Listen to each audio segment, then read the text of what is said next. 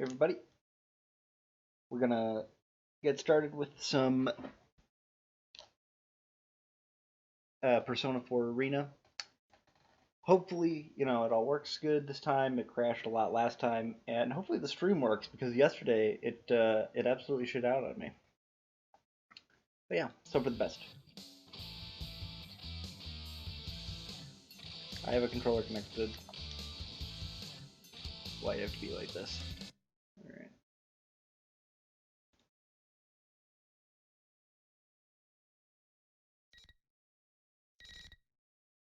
This program will be brought to you by the following sponsors.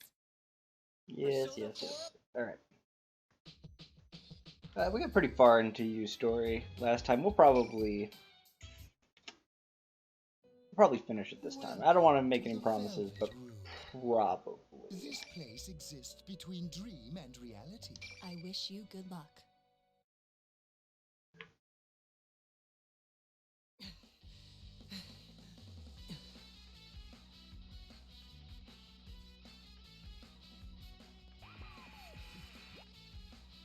Wowza! Now that's the sensei I know! That hunk of junk was no match for you! Serves you right! Keep suffering! Friend against friend, beating the heck out of each other! A machine with the power of persona. She was made to fight shadows, but I had no idea what she was capable of. I feel like my mind's been drained even more than my body. It angers me to see that the general is watching over us with an expression of joy, as if we're some sort of performers for his amusement. I look up and glare at the monitor. I don't know why you're making us fight, but it's pointless. We aren't fighting because we hate each other.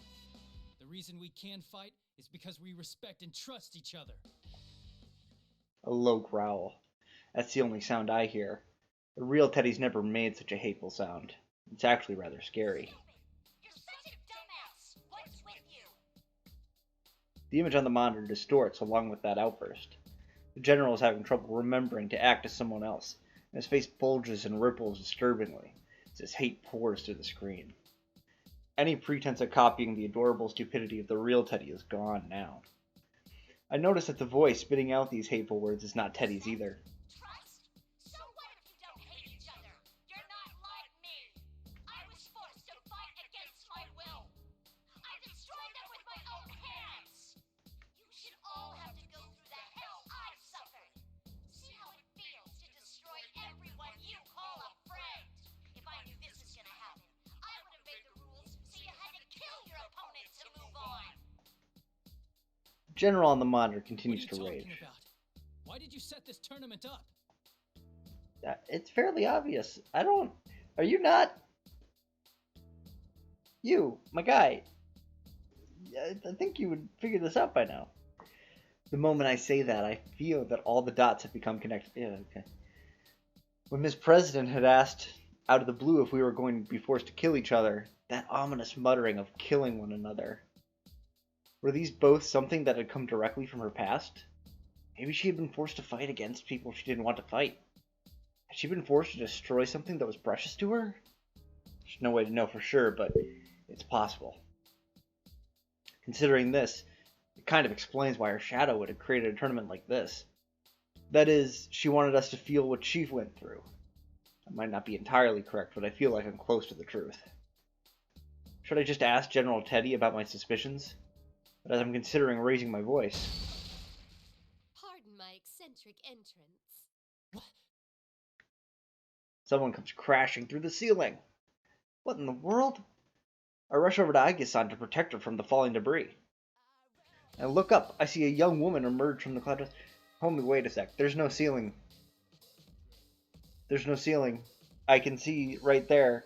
There's no ceiling. Like, I don't know. But whatever. When I look up, I see a young woman emerge from the cloud of dust. Well, not as strange as Aigis, she seems a little uncommon as well. But even beside that, why did she have to come through the ceiling? The room has doors. It makes no sense at all. I had been about to get to the heart of the matter with General Teddy, but the monitor in the room has been destroyed, along with the ceiling. Though she seems oblivious to my confusion, the girl cocks her head and apologizes again. Oh, please excuse me. I didn't have the faintest idea that someone would be here. Faintest? Feigned? Fiend? Something along those lines at any rate. Oh, what the hell is she even talking about? Who in the world is this person? Wait a second. That blue suit she's wearing looks familiar. And with that silver hair and golden eyes. Could it be? Are you from the Velvet Room? My, is this what's known as being hit on? A forbidden ritual where one human approaches another based solely on appearance and bets on the inner self being equally attractive. What? No, I'm not hitting on you. You just remind me of someone I know. Okay. So that actually sounded like I really was hitting on her. No. I need to stop thinking about that. In any case, I need to ask her Do you happen something. to know anyone by the name of Margaret? Margaret. When she repeats the name, her face seems surprisingly youthful. I'd been taken aback by her bizarre speech and actions, but could this girl be younger than me? Her profile simultaneously evokes the image of a pondering philosopher and an innocent girl. I can't figure out how exactly to speak to her. Should I be more polite? I guess that doesn't matter too much. Anyway, worrying about the niceties isn't the most important thing right now. Oh, actually, we should introduce ourselves first. I'm Yu Narukami. Ah, that had slipped my mind also. My name is Elizabeth. Dear me, to hear that name fraught with memories in such a mundane, remote place. She thinks of this world as a mundane place? That's confusing. Also, Inaba may be out of the countryside, but I don't think it's as bad as people say it is. The girl, Elizabeth, suddenly bows elegantly to Margaret me. is indeed my sister's name. Can I take that to mean that you are another guest of that room? I see. So she's Margaret's sister. That would explain why she reminds me of her. Elizabeth-san, huh? Well, I guess that's the case. It's true that there was a time when I visited that room. Igor, Margaret, now Elizabeth. It seems there are more people who call that place home than I thought. I think I'm glad I met Margaret last year instead of this girl. Why is a resident of the Velvet Room here? Did Margaret send you with a message or something? I am currently utterly neglecting my duties. Is that so? That doesn't really tell me much. I have no response anyway. So what possessed her to come blasting in through the ceiling instead of using the door? I decide not to bother asking her that. I've met so many different people over the last year, but trying to have a conversation with this girl is like trying to ride a wild horse. She's just going to ignore the direction I'm trying to steer us towards and just veer off wherever she wants. Best to just hold on and go along for the ride then. Maybe if I pay attention, she'll tell me something worth my time. Even if I try to ask her any questions, she'll likely just be confused anyway. Just as I'm having that thought, the girl seems to have noticed my hesitation and starts to talk about herself. Her eyes are lit up with a sincere passion. She really is a hard one to I read. have a certain desire.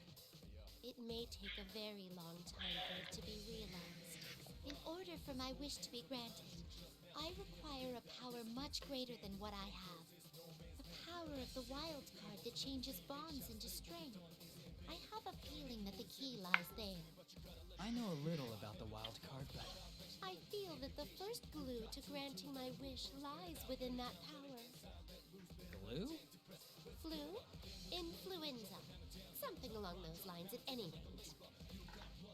She's having trouble coming up with the right words, but I can hear the sincerity in her speech. Probably. In other words, I think she means that the power of the wild card is related to her desire and came here. I don't think it's worth it to ask how she knew I had that power or where she found out about it. Just as I'm struggling to follow the meandering path of her conversation, she brings up an outrageous suggestion. Might I suggest that you and I fight? What? Someone, please tell me how she reached the conclusion that this was a good idea. I don't think I have a chance of talking her out of it, though.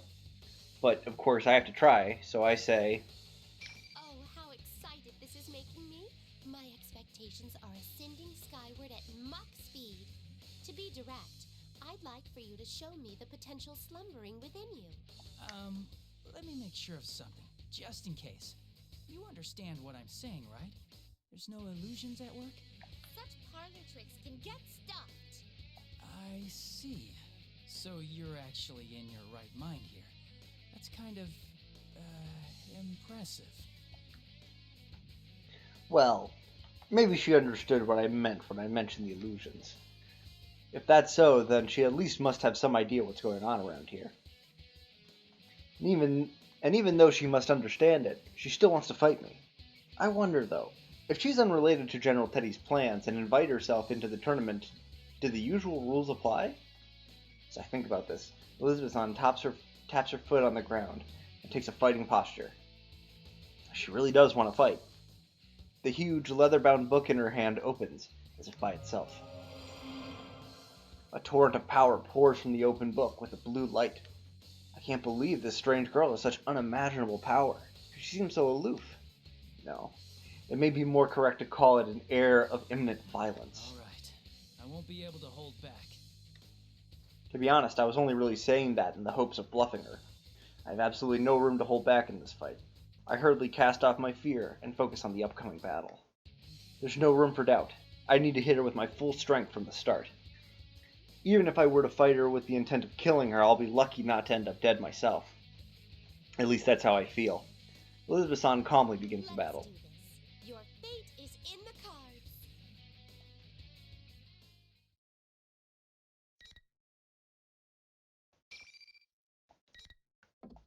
Okay, that's good. I like Elizabeth. She's fun. Yeah.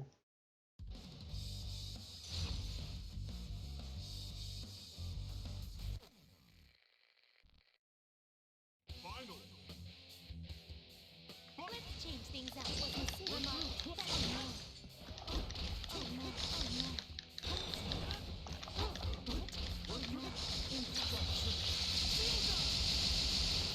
The time to change things.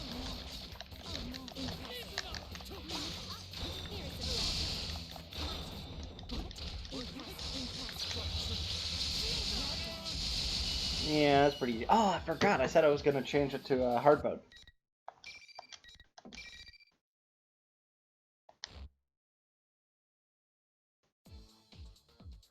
Just when I thought I've managed to throw her off balance, Elizabeth gets back up elegantly as if nothing had just happened. Suddenly, I feel an intensity build up in the air. Don't tell me she hadn't been taking this seriously at all up until now. In the next moment, I'm swallowed into a torrent of power like a leaf blown into the air, without the slightest understanding of what's happening. My vision blurs as I'm spun about, and before I can tell up from down, the floor jumps toward me and I'm slammed into the ground. Am I going to lose? My consciousness fades. I see the faces of my friends and Igus-san, all those I had fought against up till now. Huh. It's like that story you see in your life flash before your eyes just before you die. Am I dying? Can I really accept that? It's not over. I haven't lost yet. I can still fight. I've come so far. I can't lose heart now. I desperately force my legs to move and manage to stand up again. Oh, sorry. Ugh. Elizabeth shuts her book with an air of finality. I am quite content with this outcome. It seems you possess true strength. The unyielding torrent of power suddenly ceases without warning. Is it over? Even as I come to understand that, I continue to stand stock still, unable to move. I believed you were at the limits of your stamina after the battle against Igus earlier. In actuality, your heart almost gave in during your struggle with me. But each time you faltered, the many hearts supporting you gave you strength, helping you to rise again. I kind of kicked your ass, I gotta be honest. It was pretty easy. She cuts herself off and nods to herself, as if to confirm some suspicion. This was truly an intriguing battle. I believe our encounter has borne much flute. Flute? Flu? Chimneys. In any case, I am quite pleased. Even after a battle, she acts like that. I feel like a fool for believing that she really would have killed me, even if it felt quite real at the time. Can't believe any of this. My legs give out under me and I sink to the ground. Maybe she understands how I feel. Elizabeth-san looks straight into my eyes. May I ask you something? To continue fighting in order to prevent an undesirable future, it is a path of endless hardship. Would you still choose to walk it? Margaret had said something similar just before this tournament had begun. How I had overcome the ordeal concerning last year's case and opened the door. Margaret and Elizabeth-san's words come together in my mind. Yeah, working for a better tomorrow isn't just a one-time thing. The tomorrows keep coming.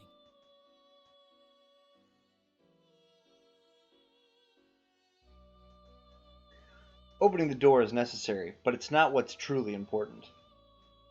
What's more important is making sure that you follow the path that's beyond the door. Only once you have that path in mind does it matter whether you've opened the door or not.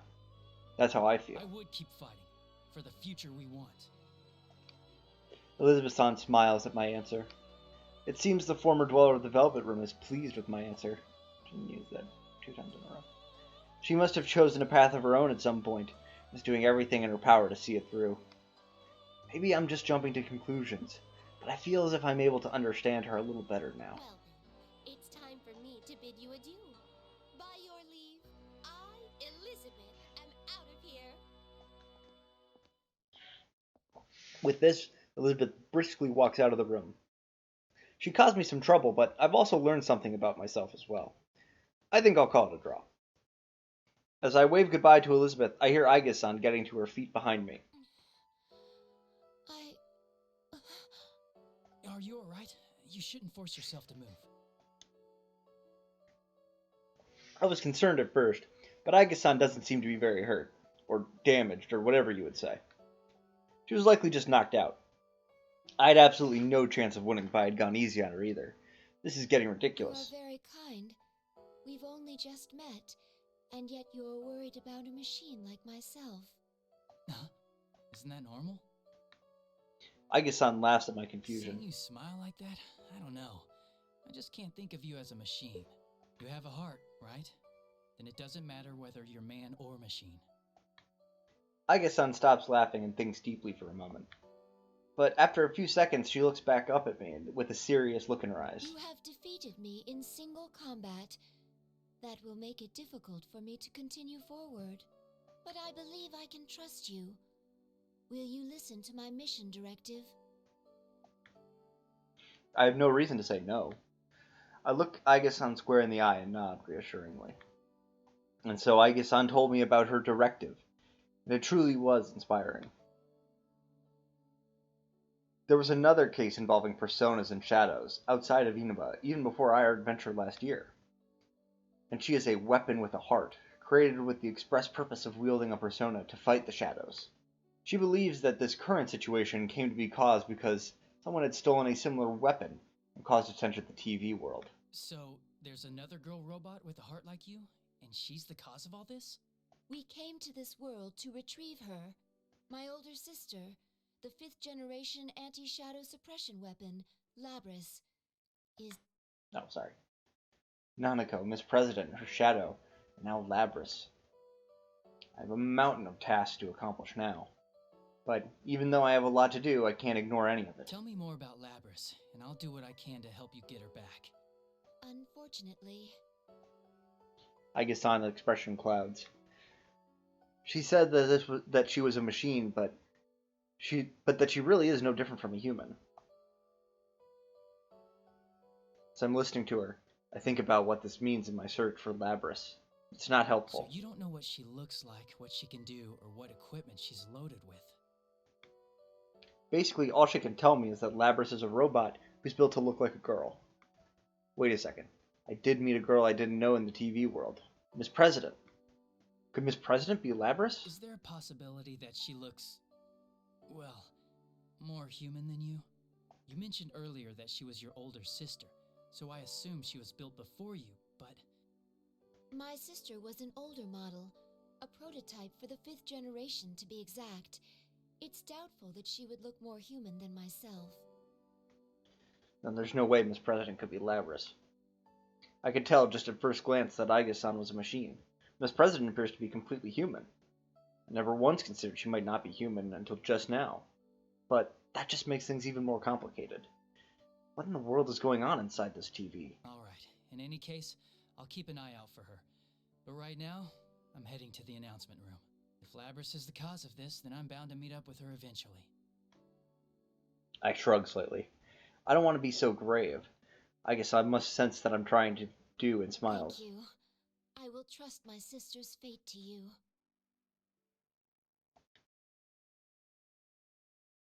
Of course.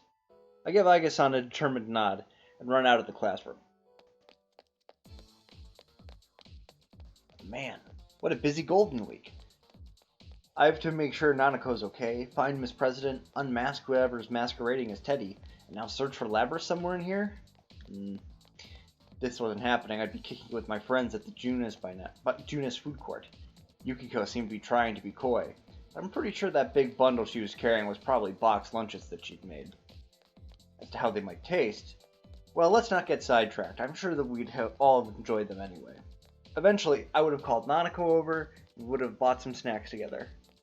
There were things I wanted to buy from the Shiroku store, and maybe I could have made it to Saozai Daigaku. Oh god, I'm real bad at that one.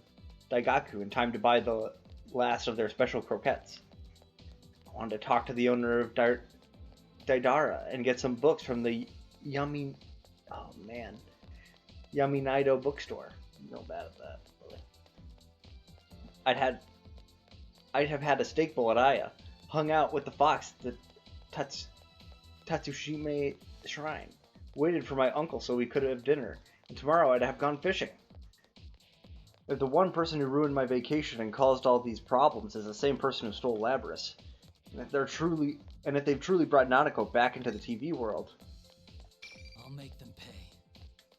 as I run on, I come across yet another blue door. Perhaps it's a sign that I need to calm down? True, I may have lost my cool for a Someone moment. Here? Again? I reach towards the door with a relaxed smile.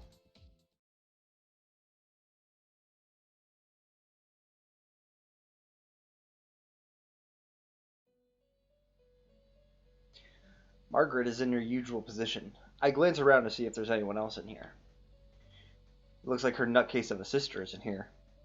Margaret notices me looking and sighs, a seductive sound that also conveys annoyance. It seems my sister has caused you some trouble. Though this may mean that I'm not the only one who is drawn to the light of your potential. There's a hint of tenderness toward her sister in her words. Her sister must be important to her. I can tell from the look on her face. Do I look like that when I talk about Nanako? Margaret pulls herself together and speaks again. You have gained a new resolve by overcoming many doubts and falsehoods. A new resolve. I find myself nodding along. You have reached the threshold of truth. But man's hearts are mutable. That is why a resolve to continue fighting is more important than any one victory or defeat. Yeah, I understand. But this will be a difficult battle without end. Are you equal to the challenge? The way she puts it makes it seem as if she is testing me. I don't respond immediately, and think about the question. It'd be lying to say that I'm not worried. I know that my heart can be swayed by change. There's no knowing what will happen from moment to moment. But even then... If I have my friends, if I'm not alone, I can do it. I see. Margaret nods slightly in response. I have heard your answer, but it's not enough. Remember what I told you before? The heart is shaken more by a single action than by 1,000 words. As she smiles, my vision begins to blur. I hear words being repeated. I have reached the threshold of truth. Everything that's happened during the course of this case runs through my mind. The new appearance of the TV world, this tournament pitting us against each other, the student council president and a fake Teddy, my encounter with a weapon with a heart, Aiga-san, searching for her sister, Labrys, the determination I've gained through the constant battles. What I must accomplish. How do I show that I've decided through my actions?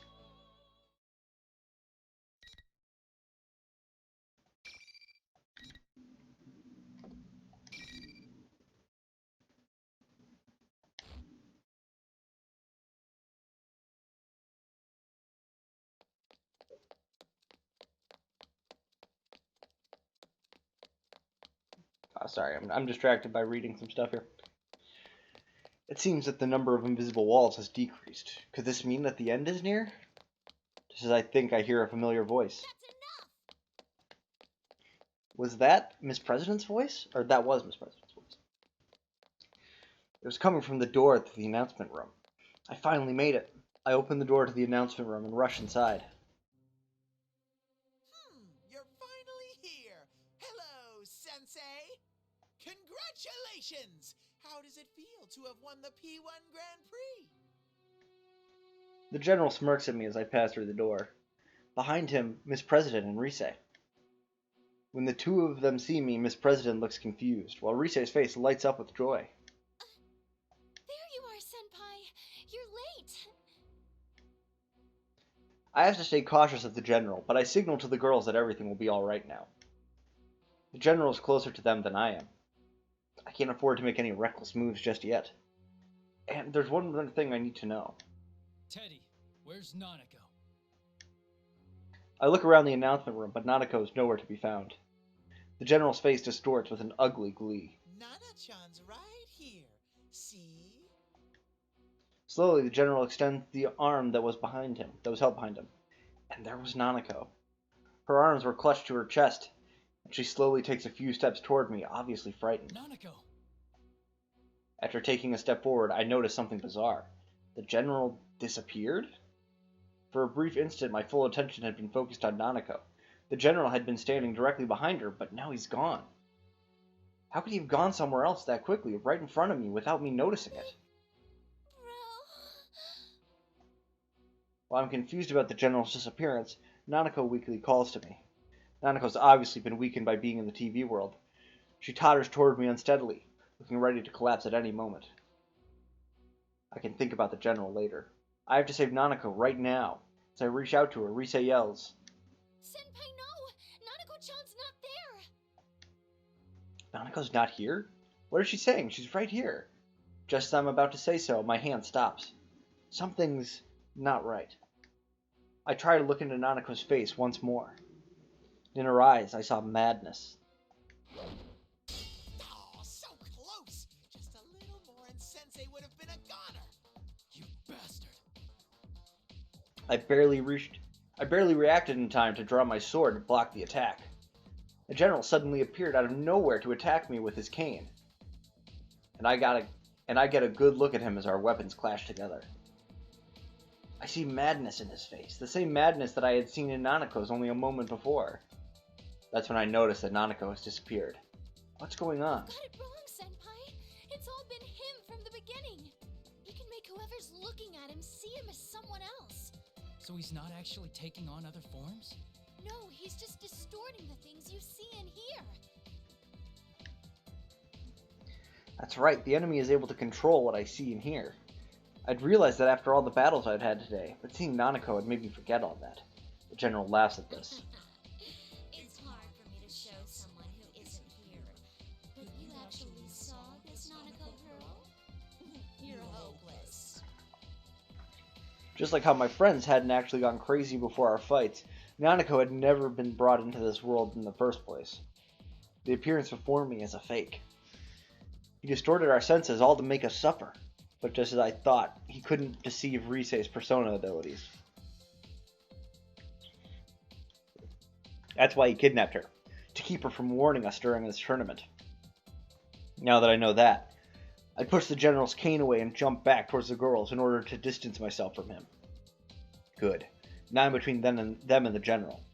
Then I look straight at the one behind this bizarre situation. Who in the world are you? You still can't tell?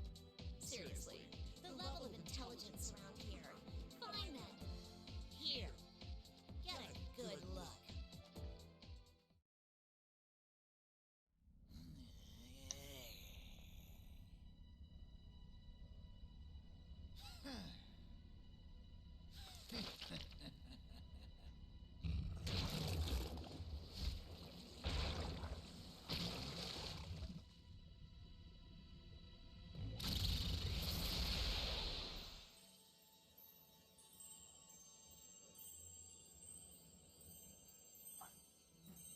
Ooh, anime girl transformation sequence.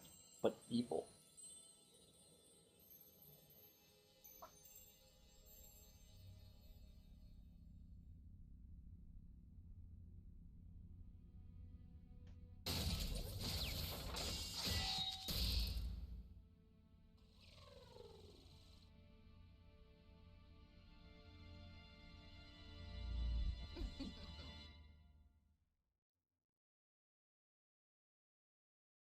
I am a shadow.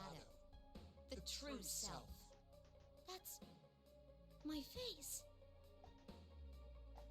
I saw metal limbs, golden eyes, and a ponytail. A mirror image of the president's face, even though she was standing behind me, trembling. How about it? You wanted to see what I am, didn't you? Why does she look like me? That's its true form. That thing is your shadow. This is a shadow? She really came from inside me? Rise tries to calm Miss President, but the girl shakes her head in denial and squeezes her eyes shut. While Miss President refuses to look at this mechanical-looking being, I now understand what's going on. Because this isn't the first time I've seen a robotic girl before. All the facts match up. The way she was able to run so fast without so much as breathing heavily, even in the TV world. The sense of wrongness that I had when Miss President asked me about killing my friends. The way she avoided telling me her name. That superhuman strength when she hit Chie. And that incredible jump to get away from us. And the Shadow's ability to interfere with the senses of other people. Just as Margaret had said, all the pieces to the puzzle were laid out before me. They've all come together, and now I can see the truth. She is indeed Labrys. Labrys, another weapon with a heart, stolen by someone unknown and thrown into the TV world, created this school and forced us to fight our friends. This deep-rooted depression regarding her past memories, all of this took the form of Labrys' shadow, who manipulated everything here. Labrys, don't look away. If you don't accept her, she'll get even stronger. Miss Labrys only shivers when I call out to her. There has to be some reason she believed that she was the student council president. But that's just a disguise, more for herself than for us. No matter how comfortable it is, it's only there to cloud her eyes from the truth. I don't know what your past was like. It must have had some painful memories. But you have us with you now. We're going to get you out of here. I call out to Labrys while keeping an eye on the shadow. A shadow is the darkness within a person's heart. Unless it's accepted by the person it came from, it will never disappear for good. But with that in mind, all we can do is watch over her as she accepts the darkness within her. We'll have to protect her when the shadow goes berserk and tries to kill her. But Labrys continues to shake her head and tremble violently. My words aren't getting through to her. You hear that, me? Your friend is trying to tell you something. Too bad he doesn't understand at all. His bones are so hopelessly naive. The shadow laughs shrilly. It continues to smear more poison into Labrys' heart. Could have made him feel my pain. What it's like having to murder one another. That sadness and pain and anguish. Everything went black, and I was always left alone. I'm a weapon, a machine made only to fight. No human can understand my suffering. Stop! I've had enough. I'm human. I'm not like that. This isn't good. I settle into a fighting stance, ready for anything, though I have a good idea what's going to happen. Oh, you're still clinging to that. Then take a look at what you really are. The shadow's eyes gleam with a golden light. The change begins immediately. A shimmer runs across Labrys' body, and instead of the normal human girl that had been there a moment ago, she has a metallic body just like her shadow. No! Labrys loses all composure and scratches at her arm, trying to tear away at the metal that had appeared. But there was more to her change than just her arms. Her legs, waist, chest, even her head, everything not covered by her clothing was now obviously mechanical. The reality that she didn't want to face. There are no words that we can say to her. No matter what we say, reality won't change. Labrys falls to her knees. and finally mutters the words I was dreading she'd say. To be continued. Welcome to the Velvet Room. Alright, Kanji and Teddy story. I don't have to go with Kanji or Teddy to unlock the rest of them. And I'll probably go with Chie, since I'm good at Chie. But let me double check. I want to make absolutely certain that I don't gotta do anything.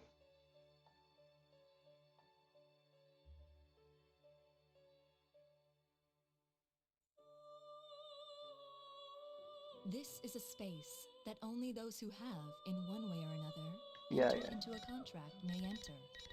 In your daily life, you subconsciously heard the call to awaken, and you chose to follow the destiny of your inner voice, thereby enacting your glorious awakening to your power.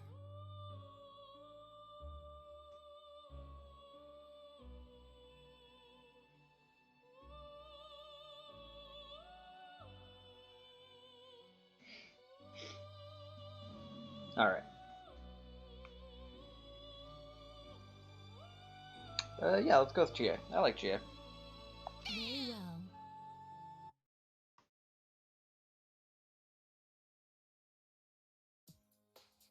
Oh yeah, this is the first time you actually got to see any of their rooms, aside from Yu's. Which is interesting, I guess. Got a lot of interesting stuff. She's got a weird frog, and like a weird smiley face guy, and a pig speaker, and punching bag punch, a bang sticker, maracas. She's just down with the maracas, I guess. Actually, did she play the maracas in them? But my favorite is the Blue 3 poster. Instead of Bruce Lee, it's Blue 3. Okay. Oh god, I have to do a girl's voice. I'm so sorry. May 2nd. Oh god, that's bad. I apologize. It's cloudy today. The wind's a little chilly for May, but it's the perfect weather for my daily run. Personally, I'd prefer it to be sunnier, but then I'd have to worry about UV rays and all that stuff. I guess this is okay. I've got my favorite sneakers on and I'm ready to go. Oh, I should tell my mom that I'm leaving. Taking off, Mom. You've been going every day lately. I'm surprised you're sticking to it. Oh, damn. Chie's mom, first appearance. Damn. You never hear about people's moms in Persona games, right? Like, you never actually get to see them. It's pretty rare, unless they're like an antagonist. The body is the temple, you know. I gotta start training now. Now? Oh no, it's nothing. Well, don't forget to train your brain too. Ugh. Yes, Mother. I mutter a response to my mom's casual remarks as I rush out the door. My name's Chie Satanaka. I'm a third-year student attending Yasogami High. After a certain series of events that occurred last year, I finally found what I want to be in the future. I want to become a police officer. I'm going to make myself strong and protect everyone from bad people. I know that's kind of a childish reason, but I'm serious. But because I'm so serious about it, I haven't been able to tell my parents about it yet either. But I've already talked about it with my guidance counselor, and I want to go to the police academy. And although I'm only third year, it's May. Considering that a lot of people around me are still troubled over what to do after they graduate, I feel like I've got a slight lead over them. Well, even so, I still need to make sure that I study a lot too. But to be honest, that's not going so great. I mean, it's so much more fun to go out for a run like this instead of sitting at a desk all day. Feeling Oh, I gotta update the ticker here. One sec.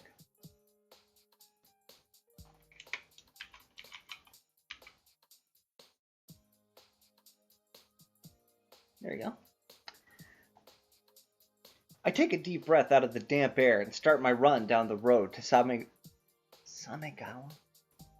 Samegawa? Yeah, Samegawa? At my usual pace. Inaba is, and let's be honest here, out in the sticks. It takes a couple of hours switching trains to get here from a real city. Some people hate that there's nothing here, but others think it's a bother how everyone knows yeah. But to tell the truth, I like it. There are so many places to run, and I like greeting the people I meet along the way. I wave to a man that I usually bump into near the floodplain. He notices me as well and waves back. Hey there, Chie-chan. Did something good happen? Oh, can you tell? Is it that obvious? I mean, Golden Week starts tomorrow after all. That in itself is enough to amp me up, but even better, Yukun's coming back tomorrow. Is it what I think it is? You finally caught yourself a boyfriend? Jeez, you always have to bring that up. Be careful on your jog. Yu Narukami. He transferred here from the city last year and transferred out again in the spring. It was fast. He became a great friend. When he left, I prepared myself for the thought that I would get to see him much anymore. When I learned he was coming back, I was ecstatic. Well, he'll only be back for a short time. He's just spending the holidays here. I look up at the sky. The light gray clouds are a bit gloomy, but the weather doesn't bother me at all. I'm too busy looking forward to tomorrow. I pick up my pace and quickly pass through the shopping district. After continuing down the road, I eventually come out at the Samegawa floodplain that flows through the center of town. I want to run a little more. Just as I was considering going all the way to the park to the top of the hill, I heard something I never expected to hear again. Did you see the Midnight Channel the other night? The Midnight Channel? Whoa, wait a sec.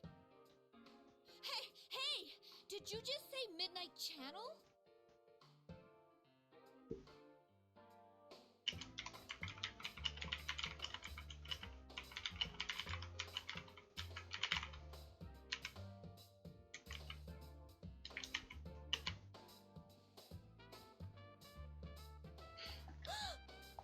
Excuse me? The two girls seemed startled that I suddenly jumped into their conversation. Actually, one of them backs away, like she's scared or something. She doesn't have to freak out that much. Chie-senpai? What? Do you know her? No, I don't know anything. These girls are wearing Yasogami High uniforms, so they have to be at least first years, right? One of them seems to know me, but why is she so freaked out? Did I come on way too strong? I try speaking in a softer tone of voice and continue on. Sorry to barge in, but well, I'm kinda interested in the Midnight Channel. And I overheard you talking about it, so you mind telling me what you were saying? What was it you told me? I heard that this time it's like a fighting show and that the people on it were fighting each other. I didn't know who was on it. I couldn't tell anything at all. Huh? But you just said. Well, please excuse us. Come on, let's go. Hey!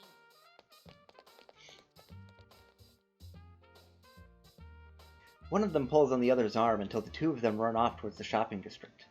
They completely ignore me when I try and stop them. Even if I was coming on too strong in the beginning, didn't that girl's attitude suddenly change when she learned my name? Huh? What was that? Did she not like me or something? But I've never even met her. I didn't do anything wrong, did I? Can I think of any reasons? Well, I kind of can. My friends tend to stick out in this rural town for one reason or another. Sometimes people can dislike you just for being part of that crowd that stands out. It was especially bad when I entered the school beauty pageant last year. I was forced into it, just for the record. I heard a lot of talk behind my back. Then again, it only came from very few people. I wonder if that was part of that too. I don't let it get to me. But seeing someone react like that to my face does make me a little upset. Still, the Midnight Channel? A fighting show? People were fighting? I wanted to ask more about what she meant. Would they have not run away if I had just gone up and talked to them like a normal person? Can't I do something about this habit of doing stuff without thinking about it?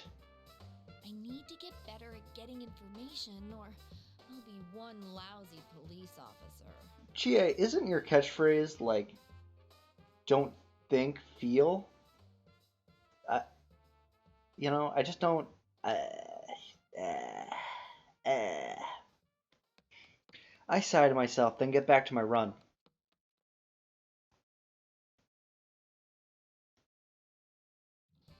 The Midnight Channel. As much as I munch on an awesome meat bun from my Aya?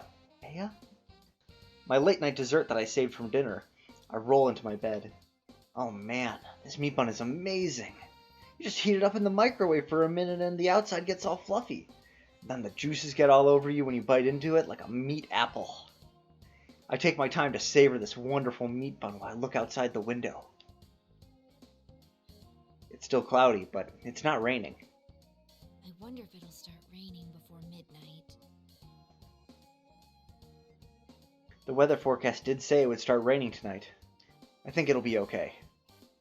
I can't watch the Midnight Channel unless it's raining after all. This Midnight Channel was an urban legend that was popular last year. They said that if you looked into a turned-off TV at midnight during a rainstorm, your soulmate would appear on the screen. Of course, the real problem was that it wasn't just a rumor. People really could see it. And the people that were shown weren't anything romantic like soulmates. It was actually connected to a series of terrible murders last year. There's a lot of absolutely crazy stuff that happened last year. Another world in the TV, personas, shadows. The Midnight Channel started it all. But it doesn't come on anymore. It stopped because of all the things, and I mean a lot of things, we did. We formed an investigation team and worked together to crack the case. That's why the Midnight Channel stopped coming on. Or so I thought. But if someone's seen it recently, I can't ignore it. Still. Why is it back on the air? Ugh. There's still some time before midnight, but I just can't concentrate. I should turn on the TV and kill some time. This is iNews bringing you the headlines for May 2nd. We begin with a hijacking of a domestic flight yesterday morning. At Juness, every day is Customer Appreciation Day. Come see for yourself and get in touch with our products. Oh, I know. Maybe Yosuke's heard a couple of rumors about this. That's a great idea, even for me. And when you have a great idea, you've got to act on it immediately. I grab my cell and bring up Yosuke's number. I'm gonna keep slipping down into a lower pitch. Too bad. Let me sit up straight. I'm sure I'll be able to speak a little bit better when I do that. Yosuke Hanamura. He's a classmate of mine. He's one of the friends that I worked hard with on the investigation team. He's a clown, though. Always doing stupid things. But his dad owns the Juness Mega Mart in town, and Yosuke's always talking to the girls while working there. Well, more like helping out. So he knows a lot of gossip. I bet he'll know something about this. Oh, wait. Is he still at work at this hour? What should I do if he doesn't pick up? Having to leave a message makes me more nervous than when I talk to a real live person. I wonder if I'm the only one who feels that way. You're not, Chie. You're not. I'm right here. I feel called out almost even. Yo, Chie, what's up? Oh, I'm glad you picked up. Are you free to talk right now? Yeah, I just got off work. Didn't I already email you about tomorrow? You deleted it without reading it, didn't you? How stupid do you think I am? He's rude as always. But there's a part of me that's relieved to hear his cheerful voice. I hadn't noticed up until now, but it seems that part of me was a bit shaken when I heard about the Midnight Channel starting up again. Wait, now's not the time to be relieved. I have to be gathering information. When I think that to myself, I find myself talking lower, like I'm sharing a secret. Anyway, I heard a sort of disturbing rumor. The Midnight Channel might be back again. Huh? The Midnight Channel? There's no way. Who told you that? An underclassman at our school. I tried to get more details out of her, but she took off in a huge hurry. Dude, you didn't growl at her or anything when you asked her about it, did you? Maybe I did look pretty scary. Now that he's brought it up, I'm not so sure of myself anymore. But not even Yosuke knows about the Midnight Channel's reappearance. Maybe the rumors only started up recently? Well, we still need to pool whatever information we have. That's how an investigation works. No, I was completely normal. At least I think I was. So anyway, the girl she was with said something about a fighting show. I didn't get any details, but she didn't seem like she was lying. And hey, the forecast says it's gonna rain tonight. Why don't we check it out? Yeah, good call. If this is for real, we can't ignore it. But if it turns out to be a hoax, you better buy me dinner. Then you owe me steak if it's true. What? Anyway, I'll talk to you later. I should call Yukiko too. Oh wait, she might be too busy to pick up. I end the call with Yosuke. I should tell Yukiko about this next. Yukiko Amagi. She's another classmate of mine, and she's been my best friend since we were kids. The Amagi Inn that her family runs is a luxurious establishment with quite a history. The thought of being successor to her family legacy seemed to have weighed her down. She appears to have made up her mind and is having fun with it. That doesn't mean she doesn't complain every once in a while. Still, even if she does pick up this late at night, I might be bothering her. All I really need to do is tell her what's going on, so I'll just send her an email. Oh, I should ask her where and when we're supposed to meet up tomorrow. I mean, I remember it. I totally do. But to be honest, I checked my inbox and couldn't find Yosuke's email. Looks like I erased it when I cleaned out that expired Junes mailing list. Sometimes I just associate the words Yosuke and Junes together without thinking. I'm actually a little shaky when we're supposed to meet. About when we're And the more I think about it, the less sure I am that I remember it right. Maybe I really am that stupid. Jeez. There, email sent. Now who else haven't I told yet? Oh, there's Naoto-kun. Actually, she told me before this that she wouldn't be in Inuma during Golden Week. I guess she couldn't free up her work schedule. She sounded so disappointed on the phone, too. With that on my mind, I searched through my contact list for her anyway. Hi, Nato-kun? Oh, I'm not interrupting your work, am I? No, it's quite alright.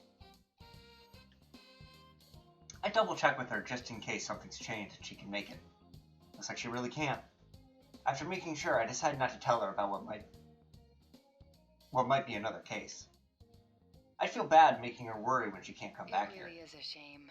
Give my regards to Senpai and the others, won't you? I mean, you are talking about, like, you know, how you need to pool investigation, you need to pool your information during investigation, whatever. Will do. Good luck with the job. Alright. All I can do now is wait for midnight. There's still some time. Oh, she got a desk. It's past 11:30. Maybe I'll be able to concentrate now when there's nothing fun to do? Well, I tried, but it was still useless. While I'm laying face down on my desk, I hear a faint sound hitting my window. I rush over to my window. Yes, rain! Keep it up, clouds. The Midnight Channel should show up then. No, I don't think I should get so hasty. It may just only be a rumor. Still, I want to hurry up and see if it's going to come true or not. Come on or not. Not come true. Yeah, one sec. I'm gonna drink.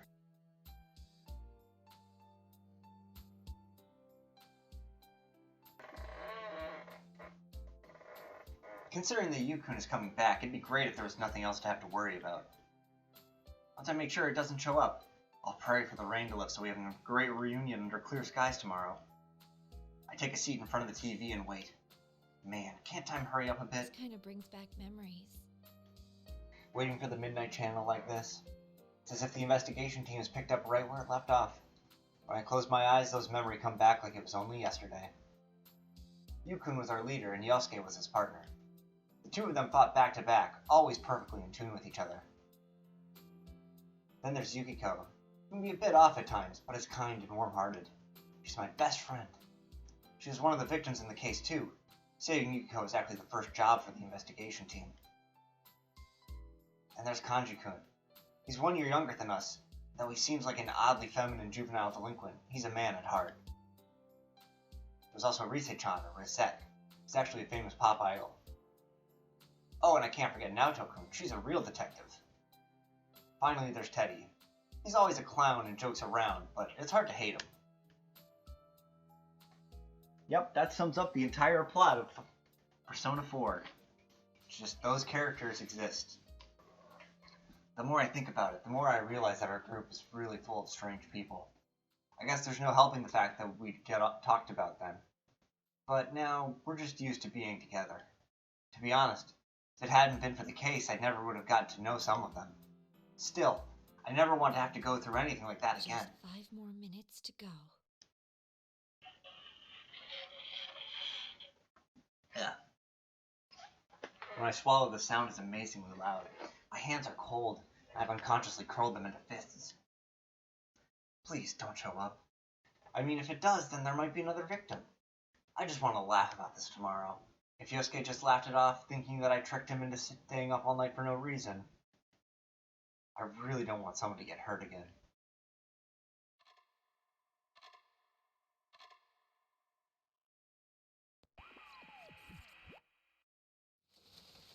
Rivals. You've already seen this. We know what's up.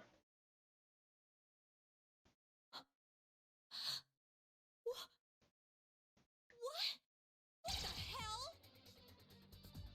I'm frozen to the spot for a good 30 seconds before I can shout. After that initial burst, though, I don't even know what to say. Yes, that was the Midnight Channel. It was as clear as day, and I was on it. There was no mistake. That was me. And there was some stupid catchphrase tagged onto all of us? Before I know it, my cell's in my hand and I've dialed the number. Hello? What the hell was that carnivore who's discarded womanhood crap? The instant Yosuke picks up, I can't restrain myself from venting my anger on him. What the hell was that about? Seriously, what the hell? Ow! You almost blew out my eardrum. I haven't discarded it! I haven't, you hear me? I eat vegetables too, you know, and I haven't discarded my womanhood! All right, just calm down. What was that about? Is that what everyone's been seeing? No wonder that girl got so spooked this afternoon. Yeah, there was a carnivore that discarded womanhood in front of her. Yeah, there was a carnivore that discarded womanhood in front of her. She must have thought that I was going to eat her or something. It must have been scarier than the boogeyman. No. There, that's a good girl. Calm down. Hey, don't treat me like a rabid animal! Well, just think about how I feel. That Captain Ressentiment part isn't too cool. Let's ignore that for now. Look, there's something that bothered me about what we just saw. Teddy was in that video, and he looked like he's hosting the whole thing. Huh, really? Plus, he hasn't come home yet. And he's not picking up his cell either. What? Can you call Yukiko? I'll try and contact the others.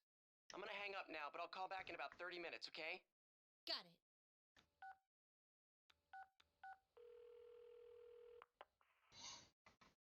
I hurry up and call Yukiko. She seems badly shaken up too, and her voice is trembling. I was about to try and console her about it, but the reason she was so shaken up was a little different. It wasn't because of what was on the Midnight Channel, but a phone call she'd received earlier tonight. Huh? Rise-chan's gone missing? Yeah, her manager called the Amagi Inn to ask if I knew anything. Could it be related to the Midnight Channel? I don't know about that, but... Even though that's what I said, I was convinced otherwise. The Midnight Channel must be related to how Teddy and Rise's child have gone missing. I don't have any proof, but think about the timing.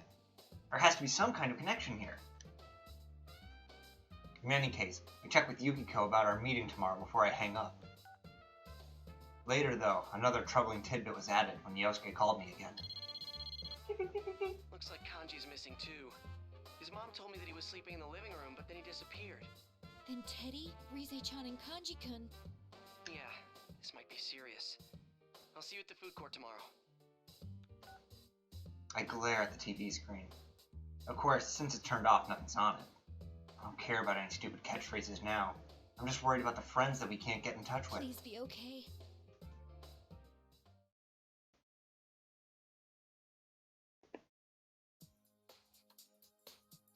I didn't manage to get any sleep that night, so I got to the meeting place much earlier than I was supposed to.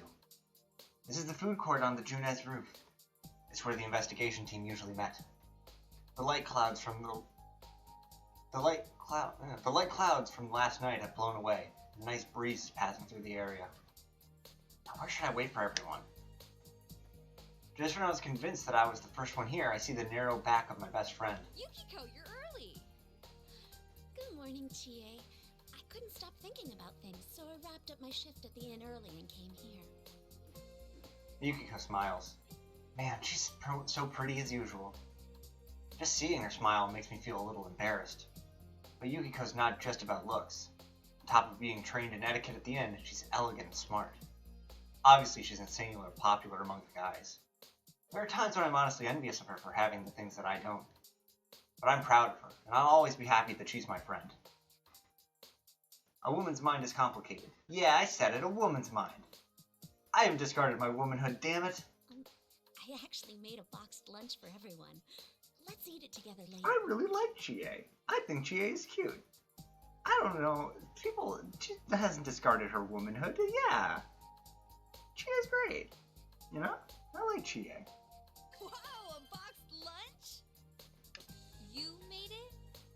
Don't worry, I made sure to taste test it first so it won't be like last year. I think. Well, you've got a point. We don't want people to keep calling us poison chefs, do we? Oh. Remember that? Remember, it's Persona game, so, you know, it funny when women can't cook. It funny. Ooh, that does smell really good. Oh man, I can't wait to try it. It smells good. I'm sure it'll be okay. Yukiko's really been doing her best lately, after all. As Yukiko blushes shyly, I notice two people entering the food court from behind her.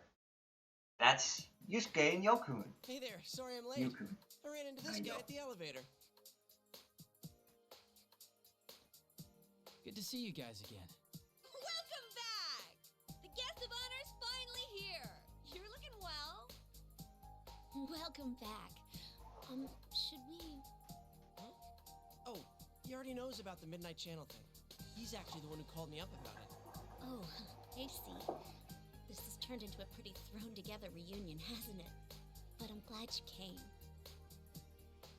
Once Yukun takes a seat, Yosuke clears his throat in an exaggerated way and looks at all of us.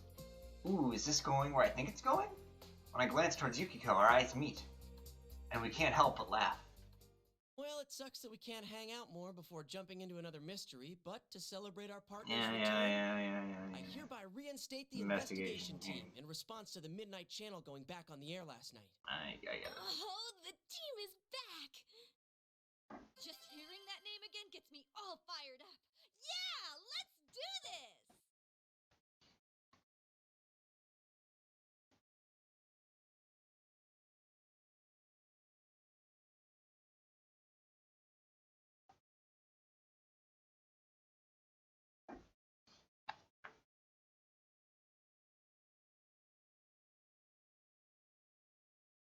Sorry, I'm distracted by something. I don't think the applause is necessary. But it gets us all hyped up! Yosuke smiles to himself and looks at Yukun. But Yukun was about to start clapping with us. Yosuke just shrugs awkwardly. Everyone laughs at this, and the mood lightens considerably. It's like we've never changed. I feel like in this brief time, we've completely filled the last couple of months that we've been away. It's like Yukun never went back to the city. Let's get cracking. I mean, this is no laughing matter. The relaxed air suddenly tightens with Yosuke's words. With the Midnight Channel airing, we all understand what that means. No one's heard from Teddy, Kanji, or Rise. Just those three, right? Yeah. Oh, I got a hold of Naotokun, but I didn't tell her about this stuff. She told me she couldn't make it today because of her job, so I didn't want to worry her. She seemed pretty bummed that she couldn't be here too. Naoto-kun seriously seemed busy when I talked to her. It would have been reassuring if we'd had Naoto-kun here, since she's such an amazing detective that even the police ask her for assistance. She has to be doing something really important right now. One thing's been bothering me. The picture on the TV was very clear last night. I think about what came on last night. Yeah, the picture was really clear. There was no static or digital fuzz or anything. I could easily tell who was on it. But isn't that odd? Everyone else has the same doubts I do. Yukun speaks up and asks about the reason behind it. Yeah. Going by the pattern from last year, it wouldn't be that clear until after the victim entered the TV. a big group of people was shown together? Plus, we're still here. Why us anyway? And what's up with those insulting descriptions?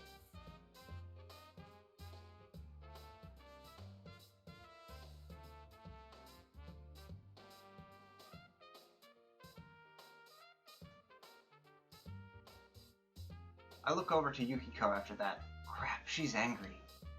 She still has a beautiful smile on, but I can tell she's seriously mad. Hey, don't get mad at me. Your nickname wasn't that bad. At least the unconquerable Snow Black is still feminine. That's just a joke about Snow White. I got stuck with Carnivore. I'm not doing a good female voice right now. I'm sorry. Yeah, I know that's not the problem here, but still. What bothers me most is Teddy. He was acting like the host of that show. Yukun said the same thing Yosuke said yesterday. Now that's our leader. Even though he's been slapped with some insane label like Sister Complex Kingpin, he's as calm as ever. Yeah, we can't find him. This smells fishy. Then again, I doubt he would play a prank like this for no reason. I guess we'll just have to go inside the TV and find out what's going on. Won't we be stuck in there without Teddy to give us an exit? Uh-huh, not so. I've had Teddy keep the exit TV out on... Look at you, all prepared. I mean, think about it. What if we were half asleep and fell into a TV when Teddy wasn't over there? Isn't that a scary thought? Like anyone would be that clumsy. Well, there is someone who almost fell in like that. I suddenly remember back when we were simply brushed off his claims that he could go into a TV. I remember that you said that he had gotten stuck in it because the screen was so small or something like that. He had been so serious. It feels like that was a long time ago. Anyway, it sounds like it's safe for us to go investigate then. Yeah, there's no doubt that something's going on in there. Is everyone ready? We're all good to go. To tell the truth, I had a hunch that this was going to happen. Everyone stands up excitedly, ready to show that we're all prepared. We're headed for the electronic department in Juness. We know that the big screen TV there will allow us to enter that world. Actually, we could use other TVs, but there's no way to know where we'd end up. So we just stuck with that one TV. I can feel myself getting more fired up with every step I take. If the friends we couldn't get in touch with have been dragged into something, then I have to rescue them. My fingers are still cold as I curl them into a fist. It's been a while, so I'm nervous. I glance at Yukiko, she doesn't look enthusiastic either. Yukiko, it'll be alright. You don't need to scrunch up your face. Was I doing that? Yeah, you're gonna give yourself wrinkles. I'll be more careful. Don't worry, things are different from the way they were last year. We're old pros at this. That brings a smile back to Yukiko's face. When I see her relax, my nervousness unravels along with hers. Yeah, we'll be okay. I'm sure we'll be able to save them.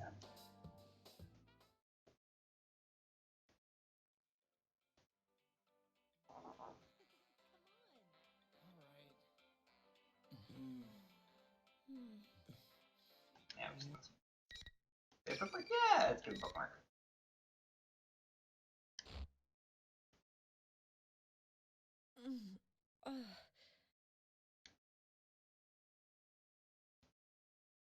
When I wake up, I notice that I'm lying on the ground. I quickly get up and make sure I'm alright.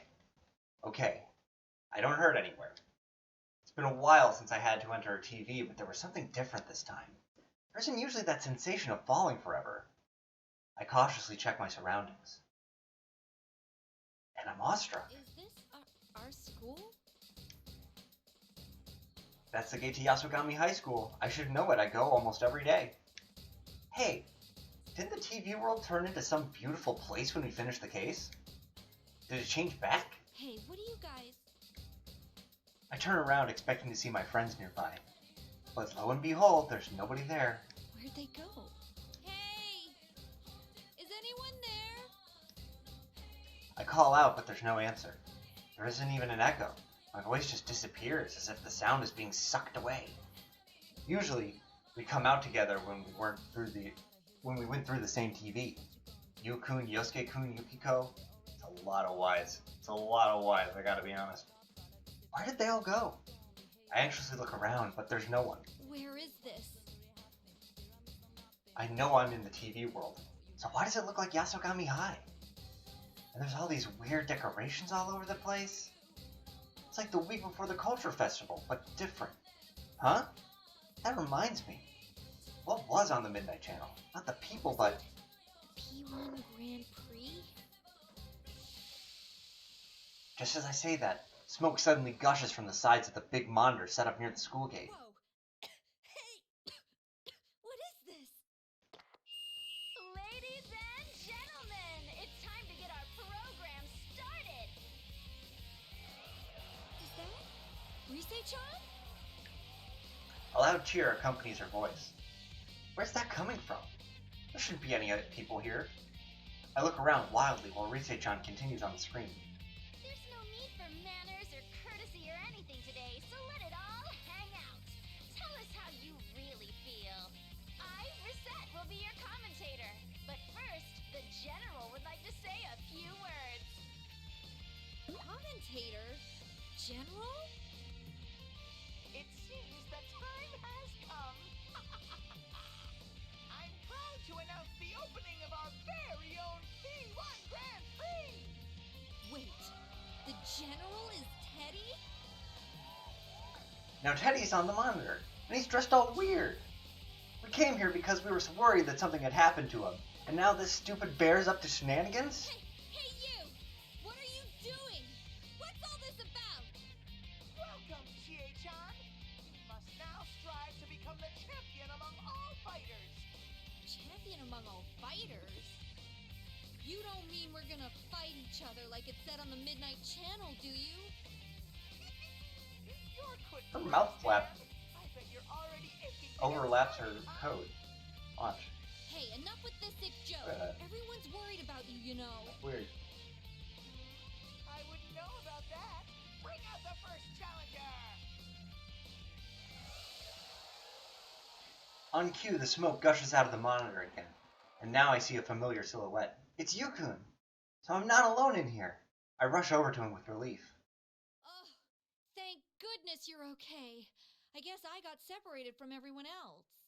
Anyway, listen, I found Teddy, but he's not making any sense at all. He's telling us to fight against each other. Not making any sense? He laughs slightly at my words, and suddenly draws his weapon. What's wrong? Aren't you gonna prepare yourself? The P1 Grand Prix already started.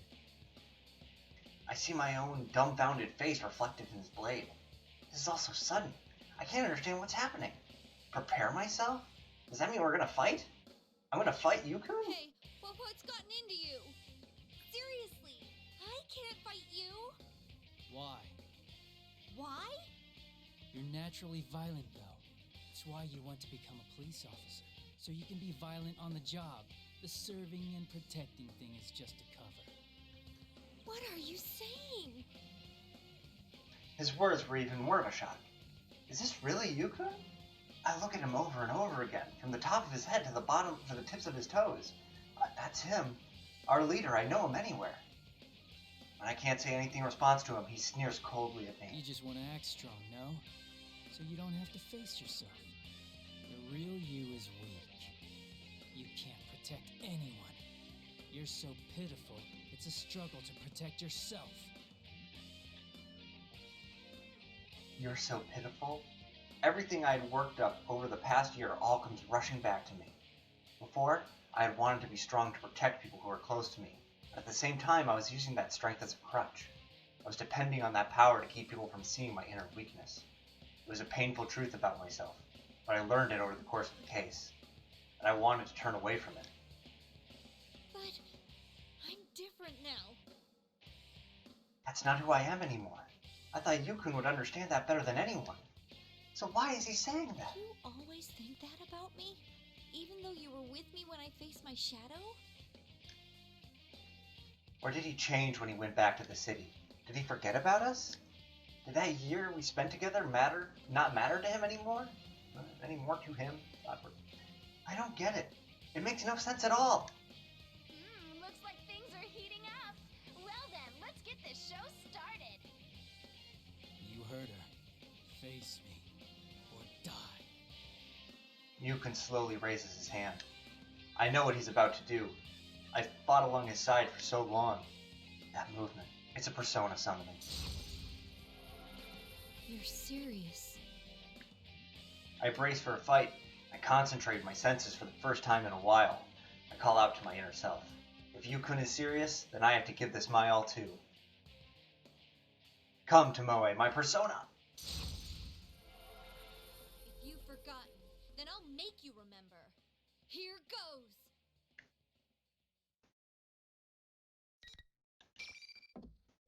Let's go. There are joke endings in this, by the way, if you select certain things. I think just for like Chie and Yukiko and maybe a few others. But I'm not going to do the joke endings. I think I'm just going to do the regular ones.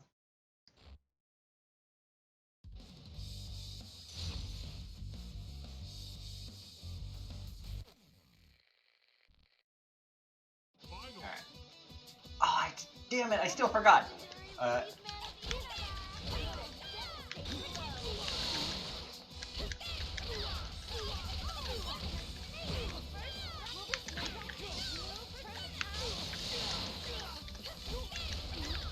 Yeah, Chie I am a lot more comfortable with.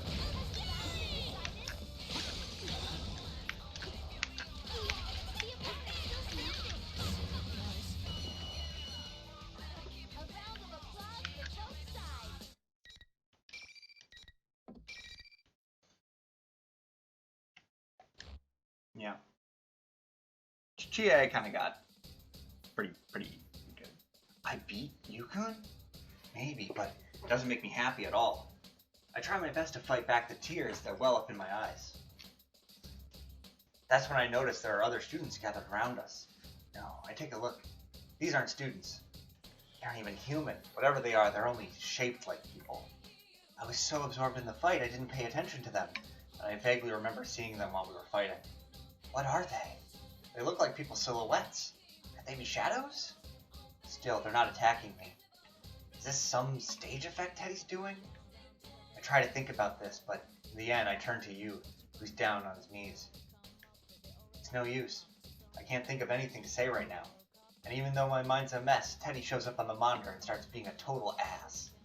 That was an amazing fight! Good job in defeating Sensei, Chie-chan. That's our #1 thug! What is this?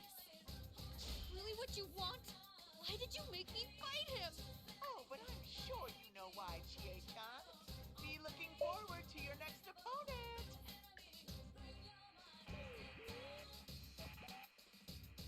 The monitor turns off.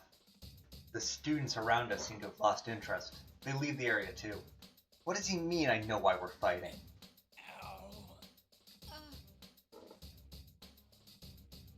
I almost rush over to help him stand up, but my feet stop. I still don't know how to deal with what he said earlier. But I need to talk to him, yeah. My mind's still all jumbled, but I have to say something. I'm sorry about earlier. I didn't hold back at all. Must have hurt. But come on. Weren't you being a little too hard on me? Yeah, same to you. Although, I kinda get why you'd say that. Huh? Yukon sounds like he's pouting as he scratches his head. Huh? Wait a second. Shouldn't I be the one pouting right now? Let's sort this out. There's too much going on that we don't understand. Oh, right. He sounds calm like usual, which helps me cool down a bit. Yeah, this is the usual Yukon. But then, why was he talking like that before? I still don't know how to deal with that, but he's right. We need to sort out what's going on here. First, the TV world reflects people's hearts, right? This time, it's turned into Yasugami High. If the same rules as last year apply, then someone related to Yasugami High may have entered here. Then, where does that get us? I don't know, but we're forced to participate in this Grand Prix and fight one another. That host really was Teddy, and Rise-chan's announcing seemed like she was trying to rile us up too. But there's no way it could be them. Yukon sounds determined. Hearing him talk with such conviction makes me feel relieved, for some reason. Yeah, he's right. Neither Teddy nor Rise-chan would do this to us. Teddy does harass the girls, and he's always causing trouble as if everything's a game to him. But he'd protect us with his life when it counts. Rise-chan would too. She's a friend who would do everything she can for us. It's impossible that they'd want to make us fight our friends like this. Have you seen Yosuke and the others? No, not yet. We all entered the TV together, too. I see. Let's meet up with the others first. We'll deal with this new mystery after that. Right.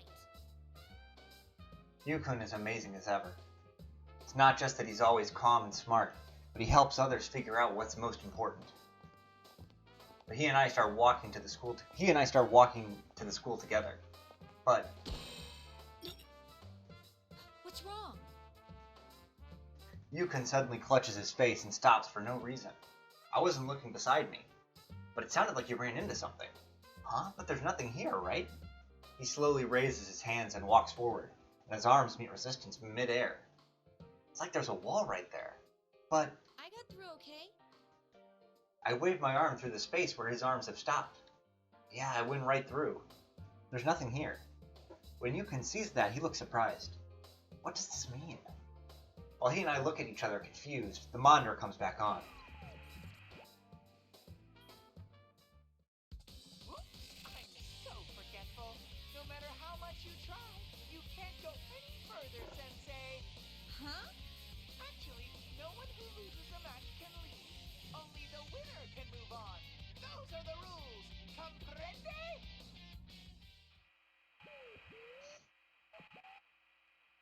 The monitor turns off just as suddenly as it turned on. Hey!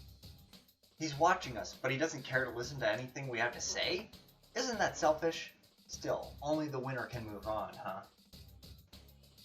If that's not some goofy plot out of a TV show, I don't know what is. What in the world does you want from us? I mean, if there's something like a wall here, then... Persona!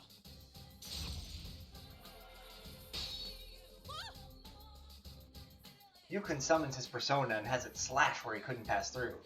I was thinking the same thing, but damn, a little heads up would be nice. I should summon my persona too and see if that helps. Wait, I can't touch this wall myself though. After a number of tries, Yukon exhales deeply and shrugs. It's no use. Looks like these rules can't be broken. Then... If I concentrate on attacking a single spot, I may be able to break through. But you can't wait around for that. You'll have to go on without me. It's in your hands now. Huh? You want me to just leave you here? What's wrong? Huh? Oh, so sorry. I'm just nervous. You're better at solving cases and things, so I'm like, can I do this on my own? It really would have been better if I had lost, huh? Great. Now that I say it out loud, it's true. I mean, he's so much smarter than me and calmer and stronger. So if you compare him to me, I can't get what he said earlier out of my head. A weak, pitiful person. It's not like you. Weren't you gonna protect everyone? That's when he puts his hand on my shoulder. I look up and he's smiling like he's trying to cheer me up. Don't worry. Believe in yourself. You can save them. Plus, rushing headlong into things is your specialty, right? Hey, that's mean. But that's what's best about you, Chie. You're honest and straightforward. I know he's just kidding, but I do feel better now. And we don't know what Yukiko or Yosuke are doing right now either. I'll get going then. I'll be back with the rest of the guys to save you. Just wait for us. If I'm the only one who can go on, then that's just what I have to do. I'm the only one who can do this, so I will do it because I'm the only one who can. Or something. It kind of makes sense. Everything should be that simple. I wave one last time back to Yukun before running into the school building.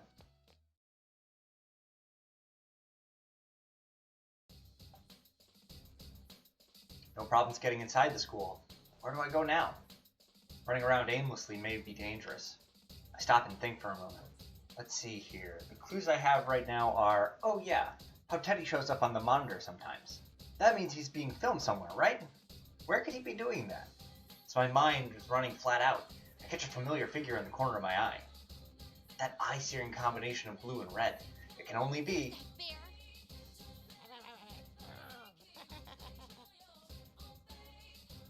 I love those Teddy noises. What the? He didn't even notice me. He just went up the stairs like I hadn't said anything.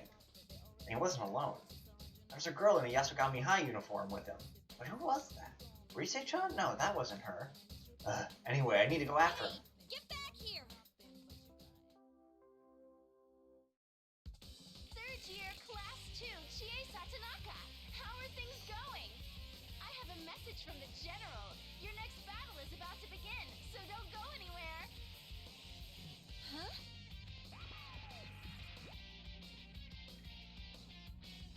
Despite my anger, I stop when I hear Rise-chan, and a monitor in the hallway turns on.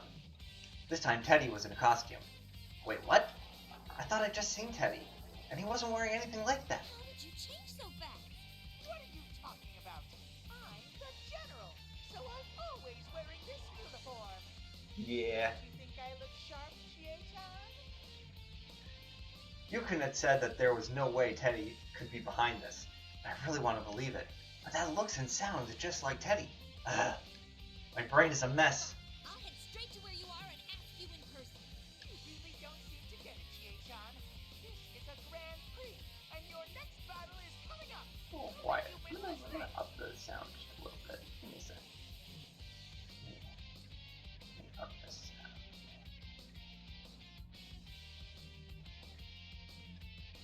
There. Yeah, hopefully that sounds a little I louder. don't care about your stupid Grand Prix. I don't want to fight anymore.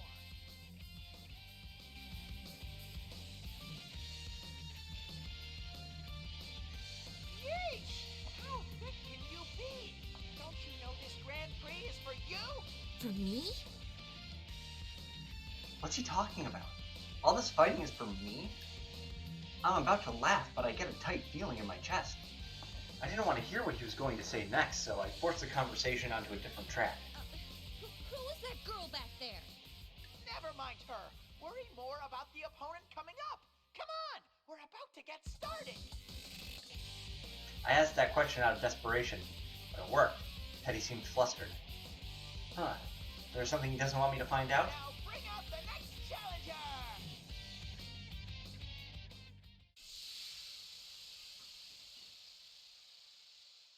I want to ask him about that girl again, but smoke suddenly floods the area and I can't see the monitor anymore.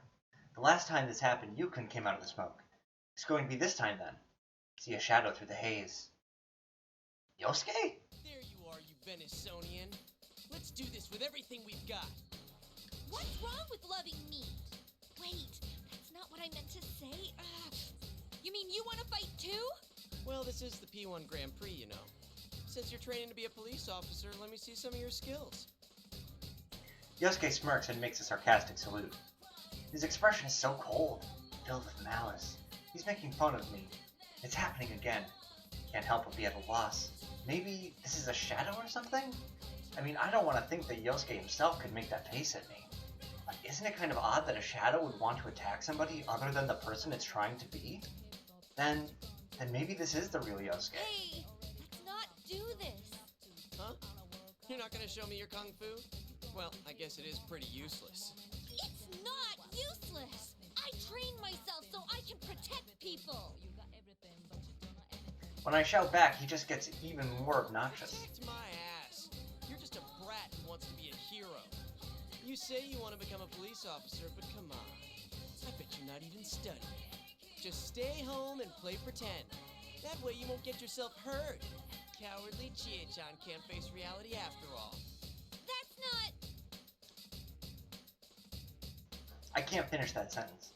I can't say that he's not right. Yosuke's saying the same thing Yukon said earlier.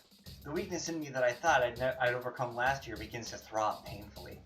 That's when Rise-chan laughs out of the PA system, as if she's watching us right now. Ooh, has the carnivore been defanged? This battle might be over before it starts.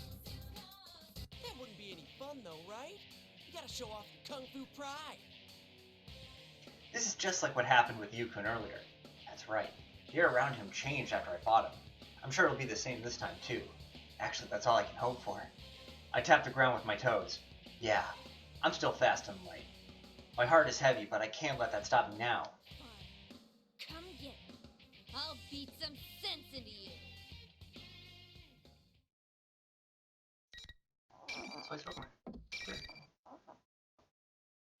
I only have 6. You should be able to have one for every character. But you can't. Oh, and it gets... The things in the background get excited. I didn't notice that. Anyway. Weird detail.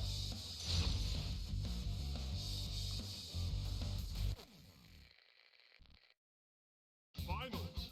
You're not allowed to watch this. I've discussed this.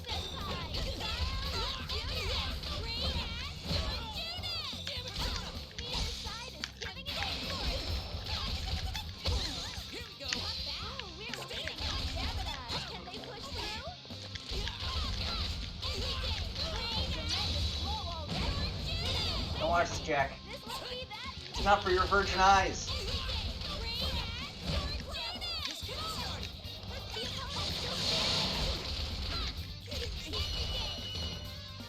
Oh my! They lost!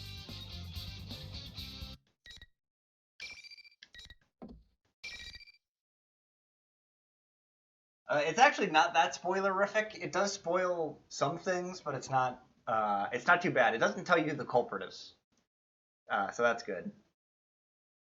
But it does reveal, like, oh, who's going to be a part of your party, I guess. But, I mean, I don't know. It should be decently obvious, considering, you know, it's an anime video game.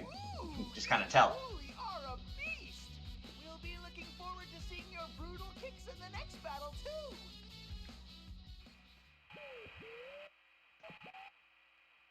The monitor turns off before I can say anything. But before I deal with that bear, I need to deal with Yosuke right here. I mean, I can't just let him insult me. So, how'd you like the taste of my kung fu? Oh, shut up. You just had to keep going on and on about how I've got no convictions and stuff, didn't you? Sure, sometimes studying's a pain, but I still do it. It's not about wanting to be a hero. I'm serious about this. And why'd you have to bring up stuff about Saki-senpai? That's driving the knife in too far. What are you saying, Yosuke? When were we talking about your convictions? Dude, what are you saying? Why did you start this hero talk all of a sudden? Huh? We both look at each other and cock our heads, confused. This happened last time, too. After Yukun and I fought, we were confused about what happened before the fight. What he said afterwards didn't make any sense either. It's like we were having completely different conversations before the fight. I feel like something's been casting a spell on me. My anger drains away when I had that realization. Yosuke just shrugs it off and suggests that we talk about sharing what we found out about this place. But Yosuke just acts surprised. I wasn't expecting him to be this clueless. Huh? This isn't Yasogami High? Really? You thought this was the real Yasogami High? Hello? We jumped into the TV together? How could you forget that? I knew he was acting weird from the beginning. To completely forget that you jumped into a TV. Seriously, what's gotten into him? I stare at him in disbelief. Yosuke scratches his head. Oh, I see. My brain's been kind of scrambled. First I get thrown into this Grand Prix thing, and then you keep rubbing salt into my old wounds. Oh, come on. You did the same thing to me.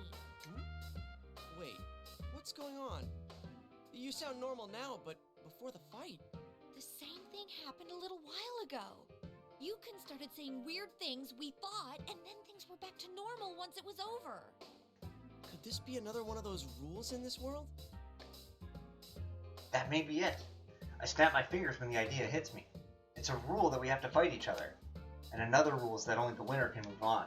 Then maybe there's yet another rule about how the situation changes to force us to fight? But who would make rules like that? Well, who makes the decisions around here? Teddy, who's calling himself the General?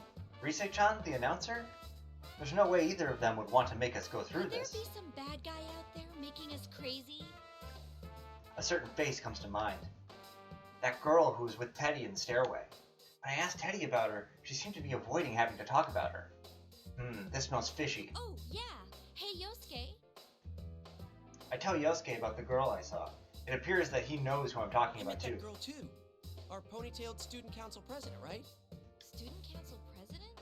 Oh, we must be talking about different people. Our president is a guy. Seriously? Dude, the elections were just last week. You can't even remember their gender? Oh, I slept right through all that. But if that's true, then is she lying about being the student council president? Why would she do that? I don't know. But I'm positive she's not the real president. And isn't it suspicious that she's inside the TV? Good point. Let's go see what's up, Chie. Yosuke jumps up and starts to rush away, but Yosuke! ouch, face first into an invisible wall. That's gotta hurt. Sorry. I forgot to tell you, but it seems like only the winner gets to go on. Why didn't you tell me sooner? My nose is all flattened now. It's fine. But, man, I can't get through? Damn it. Guess I'm stuck waiting here. Wait! Oh no. What is it? Yosuke suddenly looks extremely serious. Is there another problem that I haven't noticed? Yosuke can be surprisingly perceptive at times. Maybe there's some new danger. What am I supposed to do if I need to use the bathroom? That again. Oh, now I feel like an idiot for assuming the best of him. Well, that's the kind of guy Yosuke is. Oh well. The rest is up to you, Chie. You're the only one who can solve this case and save my bladder. Huh? Oh, right. I don't think that second thing's an actual problem, though. It's a real problem. Well, in any case, I'll be counting on you.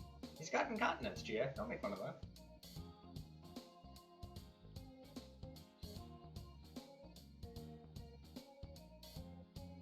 Alright.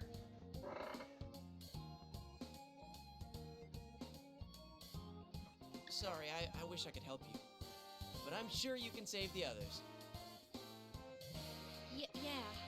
I'll do my best. Make sure you think before you act, okay? Going with your gut isn't that bad, but you tend to lose control pretty easily. Shut up. I'll solve this in no time. Even I know that. When I yell back at him, Yosuke gives me a bright smile. That's the spirit. That president girl was headed to the announcement room. I'll be waiting to hear good news from you. Oh yeah, the announcement room. I finally have an answer to the question I was thinking about before the fight interrupted my train of thought. You have to be able to broadcast an image if it's going to show up on the monitors, so they have to be in the announcement room. I thank Yosuke and start running. Yukun, Yosuke, and Teddy... Why? Teddy and Risei-chan too. The reason why everyone's acting all weird has to be because there's some bad guy pulling the strings. When I think about it that way, my spirits lift and my footsteps get much lighter. Of course, that girl's on my list of suspicious people too. It's better to have an objective in mind when going into things after all. Announcement room, here I come. If there really is a bad guy in there, I'll catch him and get my answers. About this world, why we're being forced to fight, and what this battle being for me stuff is supposed to mean. My voice just got deeper there. One sec.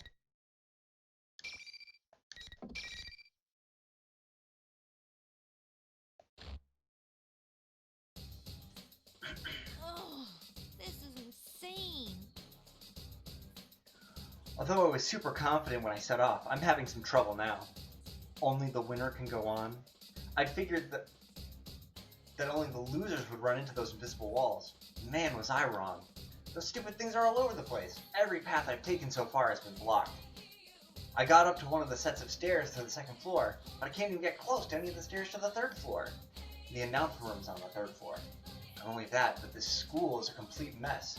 Some hallways go on forever. One wrong turn and suddenly I'm in the practice building again. Actually, is the announcement room even on the third floor in this place? Ow! Sheesh! Another wall? I change directions and mumble to myself. Could there be some kind of fixed route through? There better be a way into the main stronghold. Just as I'm thinking that, Who was that? I saw something red as I passed the hallway. It was a person. I hurried back and looked again. For a second I thought it might be Yukiko, but that wasn't her height. I'm pretty sure that was a man. The way that red cloth was billowing. Is that a cape? A cape. I must be seeing things. Nobody would really walk around outside dressed in something like some cheesy superhero, right? Wait, this isn't outside. We're in the TV world. Maybe that was a shadow? If he's human, then that means there's another mysterious person walking around, along with that fake student council president. What's going on? I gotta check this out. I cautiously head back to where I saw the red thing a moment ago. I peek around the corner and see... It is a person. Oh man, and that is a red cape. He's actually wearing a cape. Seriously? And a red cape even? Wait, so who is he? To be honest, he's way too suspicious. As I'm debating whether to call out to him or not, the guy takes a fighting stance and strikes out at nothing. Whoa, that was insane. Is he punching the invisible walls? That looked like a crazy strong punch, but even that didn't do anything to the wall. The guy in the cave stops and thinks to himself for a while, then looks around while muttering to himself. I knew it. Whoever set this up only thought about blocking people's paths. Anywhere there already was a real wall got overlooked. Hey, he opened a window. I didn't know they opened. I'll just go another way.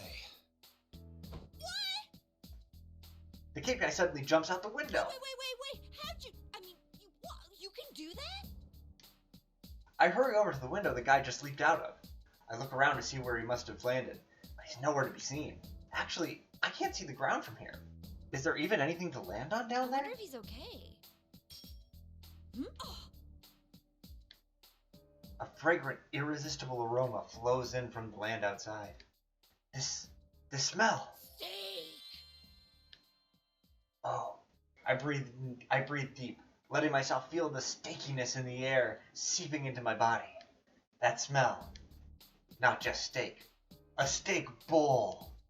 The special version of the steak bowl served by Aya, with freshly cooked rice and that juicy meat that I love so much.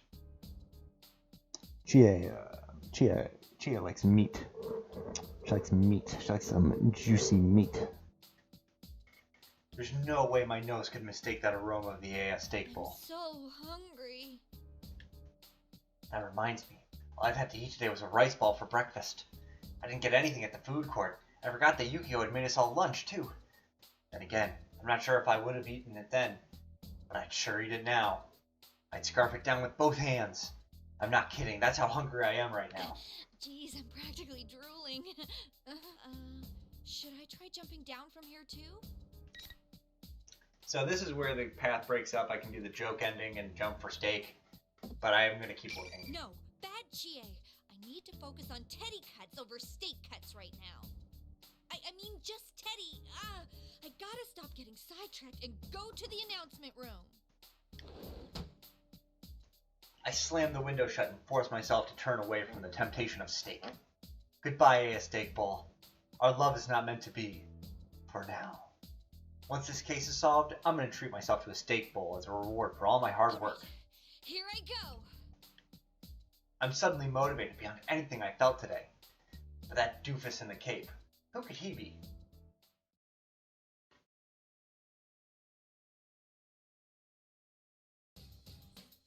The announcement room should be on the 3rd floor of the classroom building, but I somehow end up on the 1st floor of the practice building by the music room. How did I go downstairs when I was trying to go up? This is all because of those stupid invisible walls. I have to go all the way around the stupid school to get anywhere. It makes me so mad. Whatever the reason, I have to go into this room now. I swallow hard. I bet there's another one of those monitors in there, and another fight waiting for me. My next opponent. While I was running around, I calmed down, and I'm coming to realization. I've been forced to fight Yukun and Yosuke. I came into the TV world with one more person. No use worrying about it. I know that she'll be under the enemy's control when we see each other. If we don't fight, I'll never be able to look Yukun and Yosuke in the face again. They trusted me with solving this case.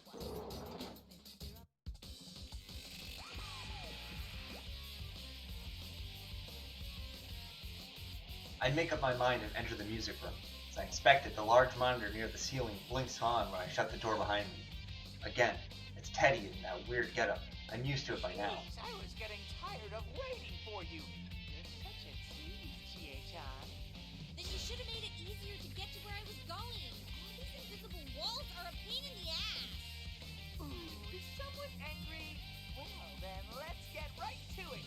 Bring out the next challenger! I calm myself down while the smoke fills the room. Part of me hopes that it isn't her, but another part of me knows that there's no one else it could be. I already know what's going to happen. When the smoke clears, sure enough, it was the person I most expected to see. Yukiko, I finally found you, Chie. This all happened so suddenly that I was getting nervous. That's right, my best friend Yukiko was there. She looks alright, like Yukun and Yosuke both did, but... I was so worried and scared without you. I couldn't even go another step. I can't do anything without you, Chie. Please, Chie, protect me. Well, of course I'll protect you. Her voice is calm, and she's not attacking me like I had expected her to. But while the boys had said mean things to right to my face, I sense that she's going to try something nastier. I don't know how to explain it, but this just isn't right. Yukiko smiles kindly like she usually does and continues on. It's so good to know that. I knew I could count on you. After all, you want me to keep depending on you, right? So you can feel superior. You act like my best friend, but you're just using me, aren't you? Oh. Yukiko's saying exactly what my shadow had said last year, when it was the embodiment of my own weakness, trying to destroy me. But to hear them again, and from Yukiko herself, makes it so much more painful. There was a time when I thought that, but that ended last year. Yeah, that's about the past. I faced my true feelings, the ones I didn't want to see, and I overcame them. I'm not going to lose myself just from hearing them again. Still, Yukiko has a troubled expression, like she's dealing with a difficult child. It's okay, Chie. I'm completely worthless. I exist for you. If you abandon me, I can't go on. My dependence on you is my only redeeming quality.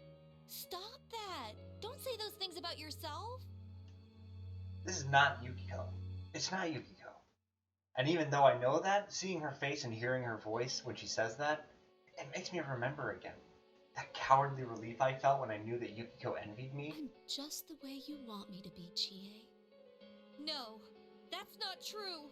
Stop saying that! I don't want this at all.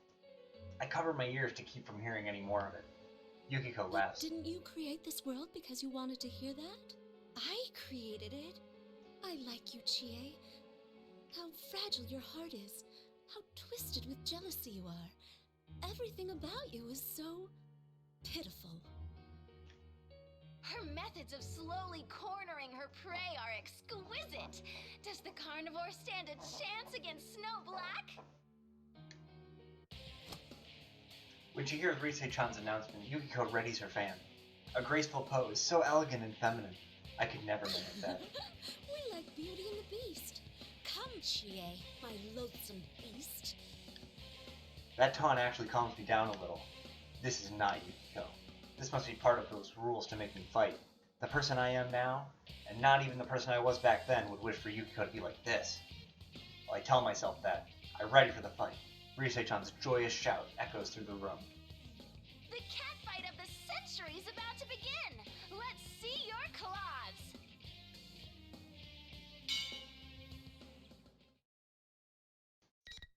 Please bookmark her. See how much quicker we're going through Chie's? Chie's is uses just forever because you monologues to himself endlessly.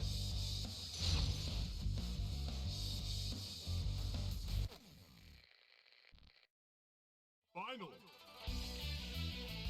Yukiko Senpai and her fans are taking the stage! It seems the outsiders are ready to dominate. Ooh, real lead and stamina. Can they push through? What a great battle! Either side can win! You're unstoppable! Amazing! This will be that easy! Right time! Has the battle been decided? Opponent's still standing! You really are amazing. Alright, it's over. Time to leave.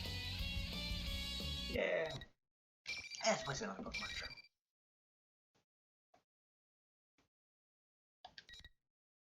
Oh, good.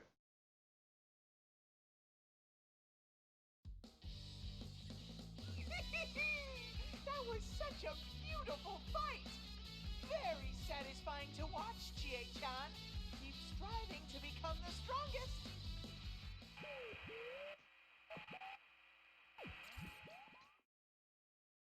When I glare at the monitor, Teddy laughs even more nastily before cutting off the transmission.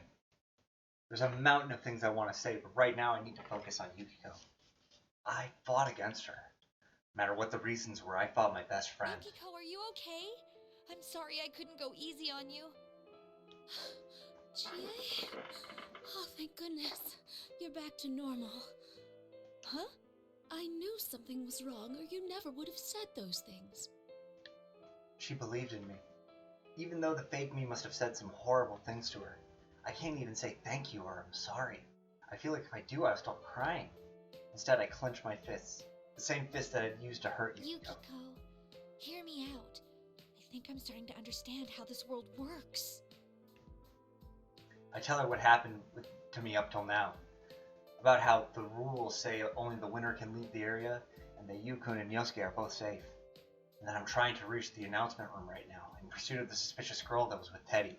A girl lying about being the student council president? That does sound suspicious. There's no way anyone would make an honest mistake like that. If she's lying, it means she knows this isn't the real world. So I have to think she's related to all this somehow. But then, why did she bring us here? Huh? You know, that's a good question. Even if she was the one behind this, why would she single us out by name? Neither me nor Yosuke know who she is. How could someone we've never met choose us for this? Assuming she's behind this, she must have some plan in mind. Something she wants to accomplish by holding this Grand Prix. A plan, huh? See how we've been forced to fight? I think this Grand Prix is necessary for whatever reason. But what would she gain from making us fight like this? I don't get it. If we were chosen, that means whoever's doing this obviously knows about the investigation team and personas. But we solved the case, so why now? Don't tell me. Is it revenge? Even then, this seems a little too roundabout. Oh, that reminds me. There was someone else who seemed really weird. He had this red cape on, and he looked super suspicious. A red cape? Whoa! No need to get all excited. Anyway, we can find all this out if I go to the announcement room. I'll get some answers out of whoever's there. I have a feeling you will. I wish I could go with you, but I'll be waiting for you here. I'm sure you'll be fine, Chie. I believe in you. Good luck. I believe in you? Just hearing her say that makes my heart swell with emotion. Yukiko's eyes are calm. Just looking at her encourages me.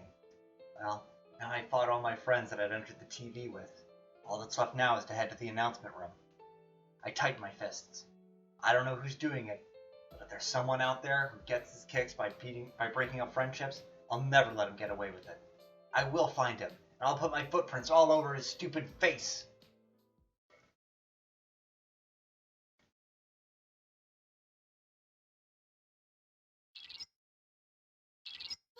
Chie-senpai, can you hear me? Senpai! Rise-chan? Is this the real one? This isn't over the PA system. This voice is echoing directly in my mind. There's only one thing this could be. It's Rise-chan's persona. I'm so glad.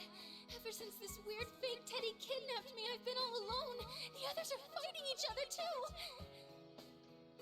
I can tell from her voice that Rise-chan is courageously wiping away tears. It really is the real Rise-chan. She wasn't really trying to insult us after all. I feel so much relief that I almost tear up too. He was watching me this entire time, so I couldn't use my persona. Good thing I got in touch with you. Are you okay, Chie-senpai? You're not hurt, are you?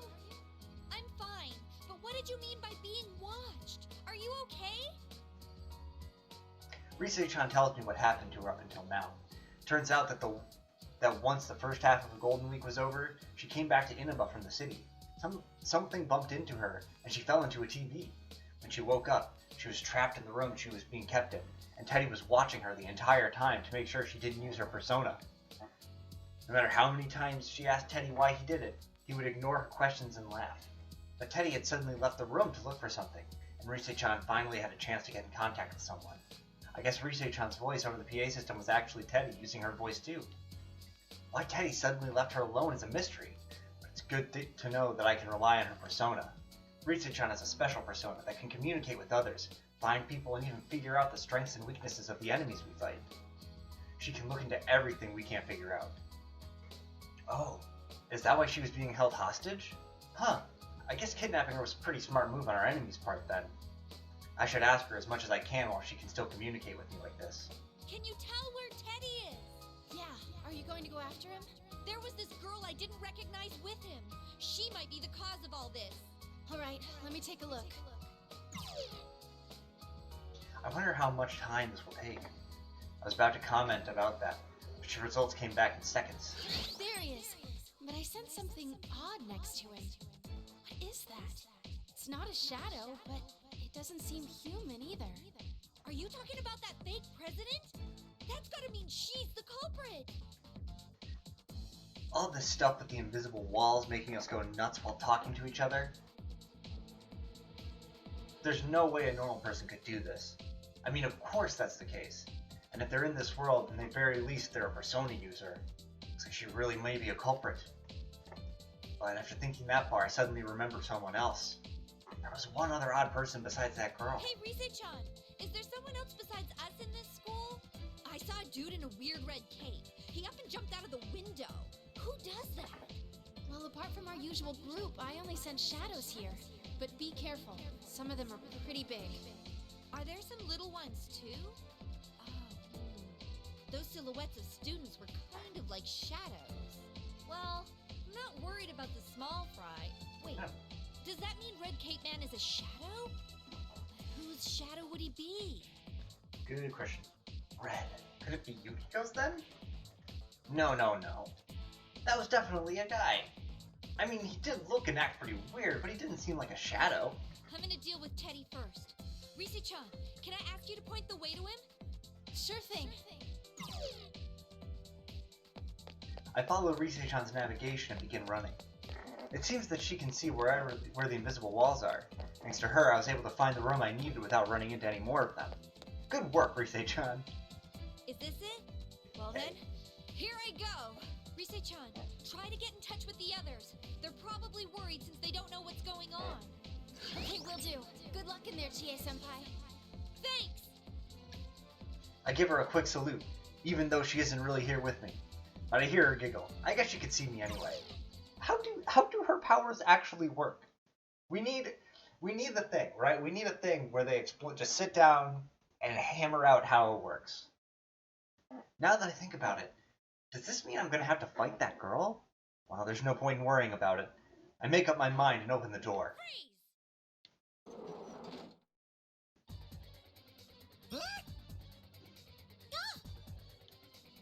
The two inside the classroom turn around in surprise.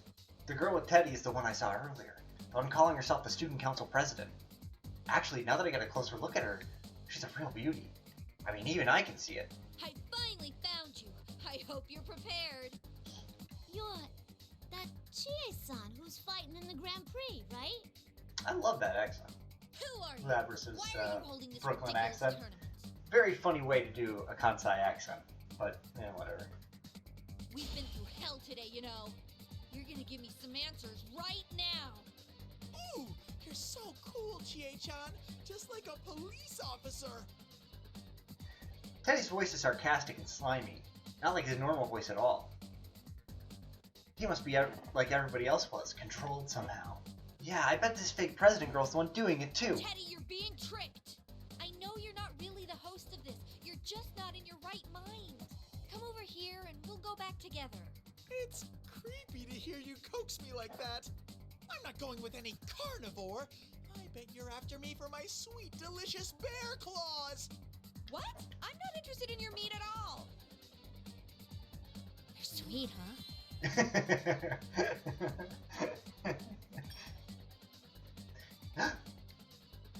That came from my stomach, not my brain. I didn't mean to say that at all, I swear. I mean, that totally made me sound like someone who kills people to eat them. And I don't, okay? She's gonna eat me! Just kidding. Actually, you're the one people are after, Chie-chan. Everyone's got the hots for you, you know. Did you know that Yosuke likes you? He said he's head over heels over you, even more than that dead girl he liked. Huh? Kanji likes you too. Of course he would, though, since you're a very manly girl. Even Sensei, he told me you're the cutest. Hey, what are you saying? I was wondering what kind of insult he was going to say next, but I wasn't expecting him to flatter me to death. Even though I know he's not in control of what he's saying, I can't keep from blushing. Teddy smirks like he can read my thoughts and continues his words of praise. Cuter than the famous idol Rise-chan, the ace detective Nao-chan, and the beautiful innkeeper Yuki-chan. You're the cutest of them all. Everyone said so. It's true. I mean, Chie is pretty great. Did you know you even have a fan club at school? Stop making stuff up. Chie-chan, you're blushing. You look so happy. There's no way that could ever be true, though. Oh, exclamation mark. I get it now. Instead of a direct insult, he was trying to build my hopes up and then pull the rug out from under me. I knew he was going to try that, but it still hurts. Whether he can see my anger or not, Teddy looks at me with pity and frowns. Our group is full of unusual people who are all so pretty. You're the only normal one of us with nothing special about you at all. But I think it's okay to be normal. It's like you know your place in life. You shouldn't dream of being extraordinary. You're just gonna be mediocre for the rest of your life. I've never wanted to be like that. I might not have amazing skills like everyone else, but I'm happy with the way I am. What are you talking about? You're like, you know Kung Fu. Also, what fucking amazing skills does Yosuke have? What are you talking about? Yosuke is garbage. Whatever. I think I'm gonna finish up all of Chie's because I'm almost done with hers. I know it. My voice trembles when I reply. Why? I'm not lying, so why is it trembling? That makes me sound like I don't believe it. Teddy senses my agitation and smirks even harder. Ooh, didn't your mother tell you not to lie? You want to be a beloved hero, and you'll step on anyone to reach that goal. That's what makes you weak. No. If I hear any more of this, I'll give in to the enemy's tricks. Teddy isn't in his right mind. He's being controlled by the enemy. Then... That's right. It's pointless to argue with you when you're being controlled. Let me bring you to your senses first.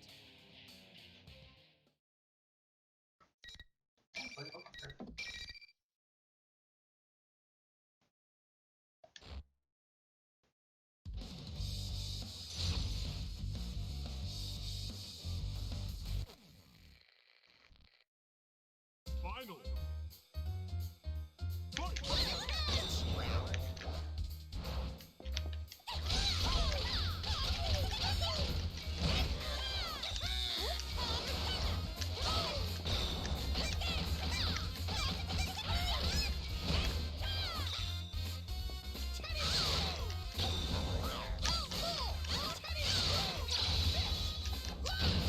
Oh, damn, I'm getting owned.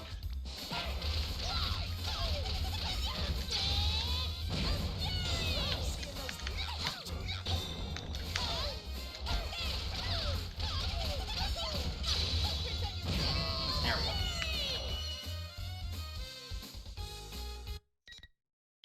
No problem.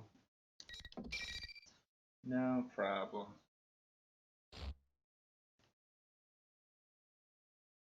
Why? Ain't you guys friends?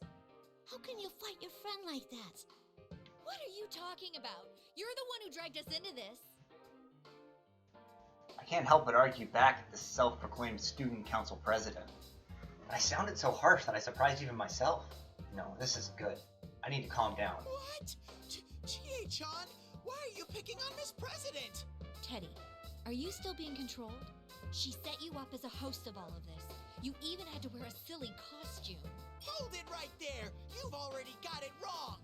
Look, Chie-chan, take a good close look at me. Huh? He's making all kinds of goofy poses. I don't know what he's trying to get What at. am I looking at? Can't you tell? I'm a dozen times more adorable and sexy than that costumed bear.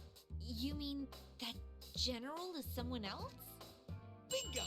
Miss President wouldn't believe me, so we were going to go find that imposter and prove my innocence. Jeez, though. I can understand Miss President making that mistake since she's never met me before. But it's like totally way lame that you couldn't tell us apart. Dude, stop talking like that. You're confusing me. I I can't tell if he's in his right mind or not right now. But that wasn't Teddy? There's another Teddy walking around here? Well, why would somebody be imitating Teddy on purpose? Hey, I was just about to go to the announcement room to stop this Grand Prix thing, too. Honestly, even though he looks exactly like that general, I kinda doubt this one here's the culprit. But I've stuck to him like glue all this time, because I thought he must have been connected. The girl looks straight into my eyes as she says this. I can tell that she's not lying. My intuition's strong. But then there's something that doesn't add up. I decide to throw it right at her and see how she reacts. Then why did you lie about being the student council president? Lie? I'm not lying. But the student council president we just elected is a guy. Are you really a student at Yasagami? What's your name? What class are you in? Who's your teacher? Name? Class? Chie-chan, you shouldn't interrogate her like that. I wish I could believe her, but there's too much that seems funny here. Even Rise-chan said she didn't feel normal. There's so much evidence against her that I can't help but be suspicious. You made us fight our friends, and you made everyone say those horrible things. What are you up to? This girl has to be a persona user. I've been ready for a fight against her this whole time, but instead of challenging me, she turns pale and falls silent. She doesn't have an ounce of aggression in her. Well, that certainly wasn't what I was expecting. All I can do is wait for her to answer. I don't know my name. I can't remember what class I'm in either. Huh? I don't understand it myself. Now that I think about it, I don't even know why I'm here. How could you... are you serious? She doesn't even know her own name? And she didn't realize that until I pointed it out? How could that be possible? It doesn't seem like she's lying, but I'm not sure if I can believe her or not. But seeing me lost in thought, the girl looks at the ground with a pained expression. It probably looks like I'm trying to lie my way out of this. No matter how much I tell you I didn't do this, there's no way you'd believe me. With that, she turns her back to us. From behind, she seems so frail that it's shocking. Hey, wait! Where are you going? To the announcement room. I'm gonna prove my innocence myself. Sorry I doubted you, Teddy. I'll see ya. Miss President! No, The girl shakes off Teddy and darts out of the classroom. I have no idea what to do. I can only stand there and watch as she leaves. Chie-chan, you have to hurry after her! She can't use a persona! She'll be in trouble if she meets anything dangerous! She can't use a persona? Wait, then how did she get into this world? Huh? Oh, you're right. Only persona users can enter TVs. Since Teddy's mind was being messed with a few minutes ago, I can rule out that he's the one behind it. The culprit has to be someone else. So far, I've seen two people so far that look suspicious. Come on. That guy in the cape, the self-proclaimed student council president. When I first saw the guy, he was being blocked by the invisible walls. I don't think whoever created these walls would let himself get trapped like that. And that girl is obviously lying about being the student council president. Plus, Rise-chan says that she wasn't a shadow or a human. That puts her at the top of my list. But what if I'm wrong about this? If she's not a persona user, then... Oh no, don't tell me. Does this mean it's like last year's case? Did someone drop her in here? Oh my! Then there's someone else who's mimicking Teddy's appearance doing all this? I have a sudden realization. If that girl is just a victim, then her shadow may have come out on its own. Actually, if it did, that would explain why we've never seen a place like this before when we've been in the TV world. My entire body suddenly goes cold. Could I have made a gross misunderstanding? Then the culprit isn't her, but her shadow. Now that I think about it, I should have suspected that from the very beginning. Why didn't I think of that until now? I was confused because I was being forced to fight everybody, and my friends were all saying terrible things to me. No, I can't leave things like this. I have to go after her. I really wasn't being myself. I didn't listen to what she had to say. I was being harsh to her for no reason. Oh, you mean you were being a cop? You were being a cop, Chie? Yeah? You know what cops do? I'm sure I said something that really hurt her. And if she meets her shadow in a state like that, things are gonna get ugly. Please, Chie-chan, help Miss I President. feel like my voice changed. I'm on For my her. way. To be honest, there were some questions that still don't have answers right now, but I can think about that after I save that girl. I rush out into the hallway. She's already out of sight. But she did say that she's going to the announcement room. And the other Teddy, likely that girl Shadow, is going to be there too. Please let me make it in time. I have to sprint like the wind.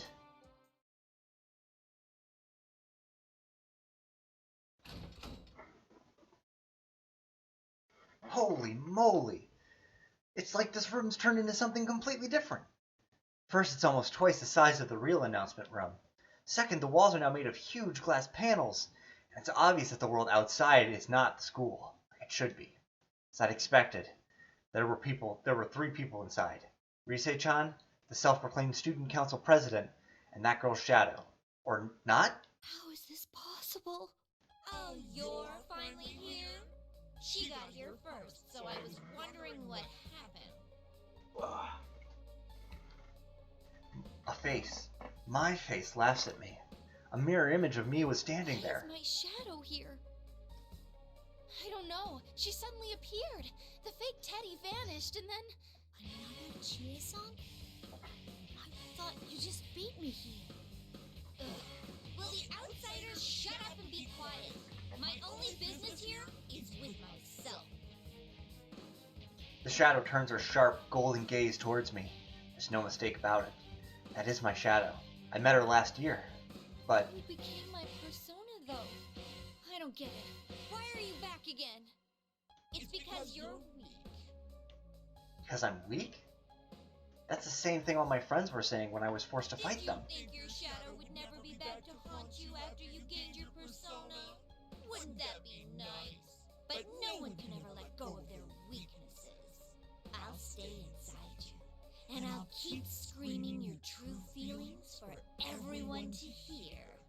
Wait, when the general said the Grand Prix was for me, he meant... True, it appeared that my friends weren't in their right minds a number of times today. I didn't let it bother me at the time, but was this place really born out of my own weakness? Even though I accepted my shadow, am I so weak that it came out again? Are all the horrible things that everyone's been going through, are they all my fault? Become stronger. You want to be a police officer? Why did you really wish for that? The desire to protect those who are precious to you was only a cover story. What you really want is to be a hero, a shining force for justice. You're ordinary in every way, but you want to be a winner. And to get there, you'd even use those precious to you as stepping stones. The face I know so well laughs mockingly. That's not true. That wasn't what I was thinking at all. Are you gonna deny it again? That you're me? I can't deny her. That's what the shadows do. They try to make the real person deny their existence. And they try to take the place of the real one. I know that. But I can't stop my emotions. I was able to accept her as part of myself last year, but I can't right now. And how can I just accept this was my fault? That I, of all people, did such horrible things to my friends? My vision blurs. My hands and legs tremble. You're not... Just then, No! Senpai, don't listen to her! Rise-chan? I turn around and meet Rise-chan's gaze. She has her eyes closed. She's looking straight at me, meeting my eyes, even though I'm so weak. The girl behind her is looking at me with worry too. Both of them have a look in their eyes that say they have faith in me. Why? Why would Lapras have faith in you? Even though they must have heard whose fault this is, who caused all the horrible things they had to go through, I have to ask myself, if I deny that I'm weak, my shadow goes berserk right now? Will I make these two suffer even more? Do I want that to happen? You're right. What? That's right. I remember now. I remember when my shadow first came out. At that time, I had Yukun and Yosuke with me.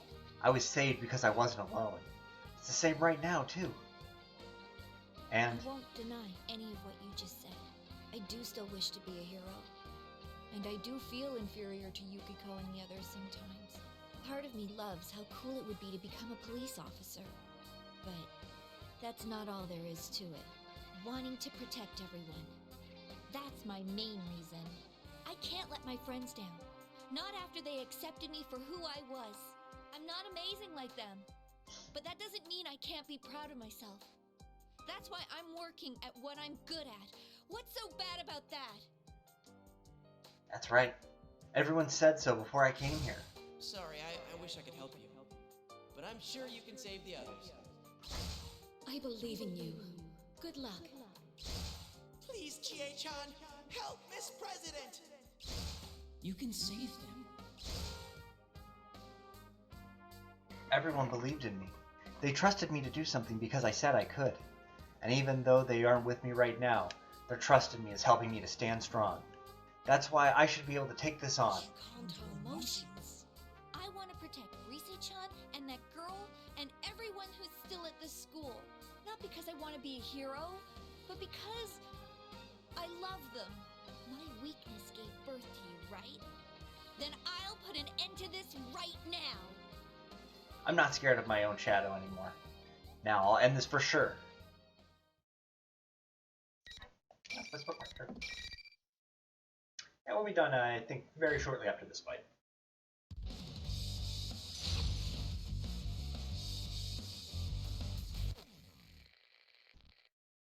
Final. Fight!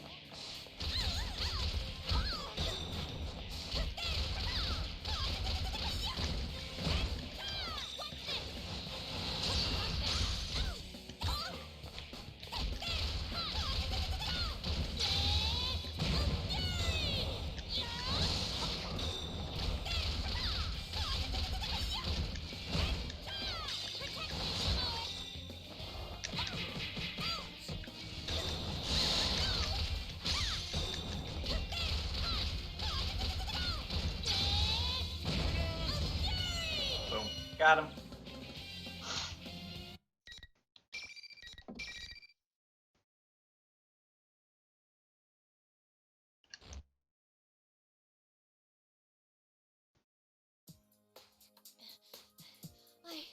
I won.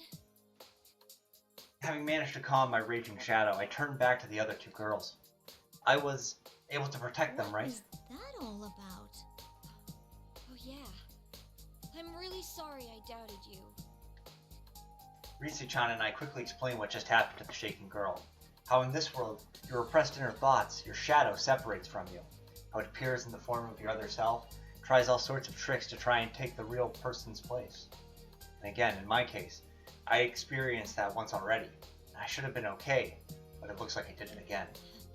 So, the real cause of this was actually me. A shadow. A repressed self. I'm not surprised it hasn't registered. It is coming from left field for you. I'm bad at explaining things after all. If only someone smart like Naoto-kun was here right now, she'd be able to explain things a whole lot better. But what's important isn't that this girl understands what happened. It's that I have to accept my shadow once more. I thought I eliminated any possibility of her heart breaking free. Did she not suffer enough? No. I did everything right. The light suddenly dropped, plunging the room into darkness, and a voice echoes throughout the gloom. That voice, it's not my shadow. What in the world's going on? Teddy? I realized that the fake Teddy was suddenly standing in the room without us noticing. Huh? Where'd my shadow go then? I get it. She was pretending to be General Teddy this whole time. Am I right? Looks like you'll be alone forever. No one can understand you. Huh? It might look like Teddy again, but that tone of voice and way of speaking are nothing like what Teddy would say. What he's saying is a bit weird too. Maybe he's not actually talking to me? Could he be talking about this other girl? What could this mean? Why don't we put an end to this game? Are you still going to keep deluding yourself? Delude? Whoa, wait a sec. Aren't Aren't you supposed to be my shadow? No, that shadow, it's resonating with Miss President. What? I'll show you. This turn of events is perplexing, but the fake Teddy smirks and snaps his fingers. Yeah, transformation. Very good. I am a shadow. The true self. No way. That's the other girl's face. That's her shadow? She cries out, apparently in shock over seeing that the shadow has robotic limbs. What's going on? Wait, does this mean it was this girl's shadow all along? That's right. And like you just saw, I can distort people's appearances and words. It distorted people's appearances and words. So it was just taking on Teddy's form this whole time? And she was making my friends say things that they didn't mean? And that other me just now. That was this shadow too? The shadow smirks at the perplexed look on my Why do face. you think I have such power? It's because I'm her and she's me. That's right. She's the real liar here. Don't be ridiculous. I didn't lie. Oh, please. Just look at me. I look exactly like you. That's not true. It's kind of true, Iris. The shadow draws closer, making a point to show off her body. She has a mechanical body with large, wing-like metallic parts jutting from her back. These wings turn into a giant axe that the shadow grabs from the air. The girl looks away, as if to try and find a way out. I take this opportunity to speak up. Don't worry. There's no need to be scared. That's just a twisted version of you. Shadows try to make the original person deny them. It'll be okay, but you need to calm down. A twisted version of her? She's the one that's twisted. You still refuse to remember? Look at me. And stop deluding yourself. The shadow snaps her fingers. What's it going to turn into now?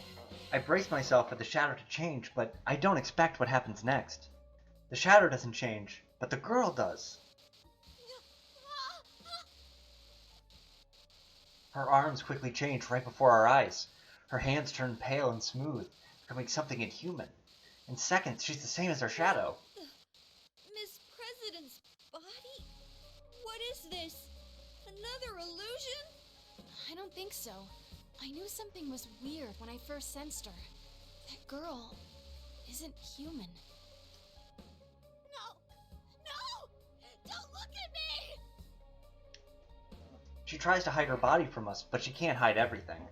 The shadow sneers even more as the girl curls up on the floor, then spins the axe as if taunting her. Even though the shadow has the same face as her, seeing her wield such a giant chunk of metal so effortlessly only shows how monstrous she really is. The shadow brandishes the axe in her hands without hesitation. That's when... Kanji-kun! Kanji-kun bursts in through the wall. Well, it looks more like he was thrown through it. He isn't moving an inch. Kanji, you came to save us! Or not. It's no use. He's completely unconscious. A voice I've heard somewhere before comes from the other side of the new hole in the wall. You must be Labris. You're that red cape guy from before!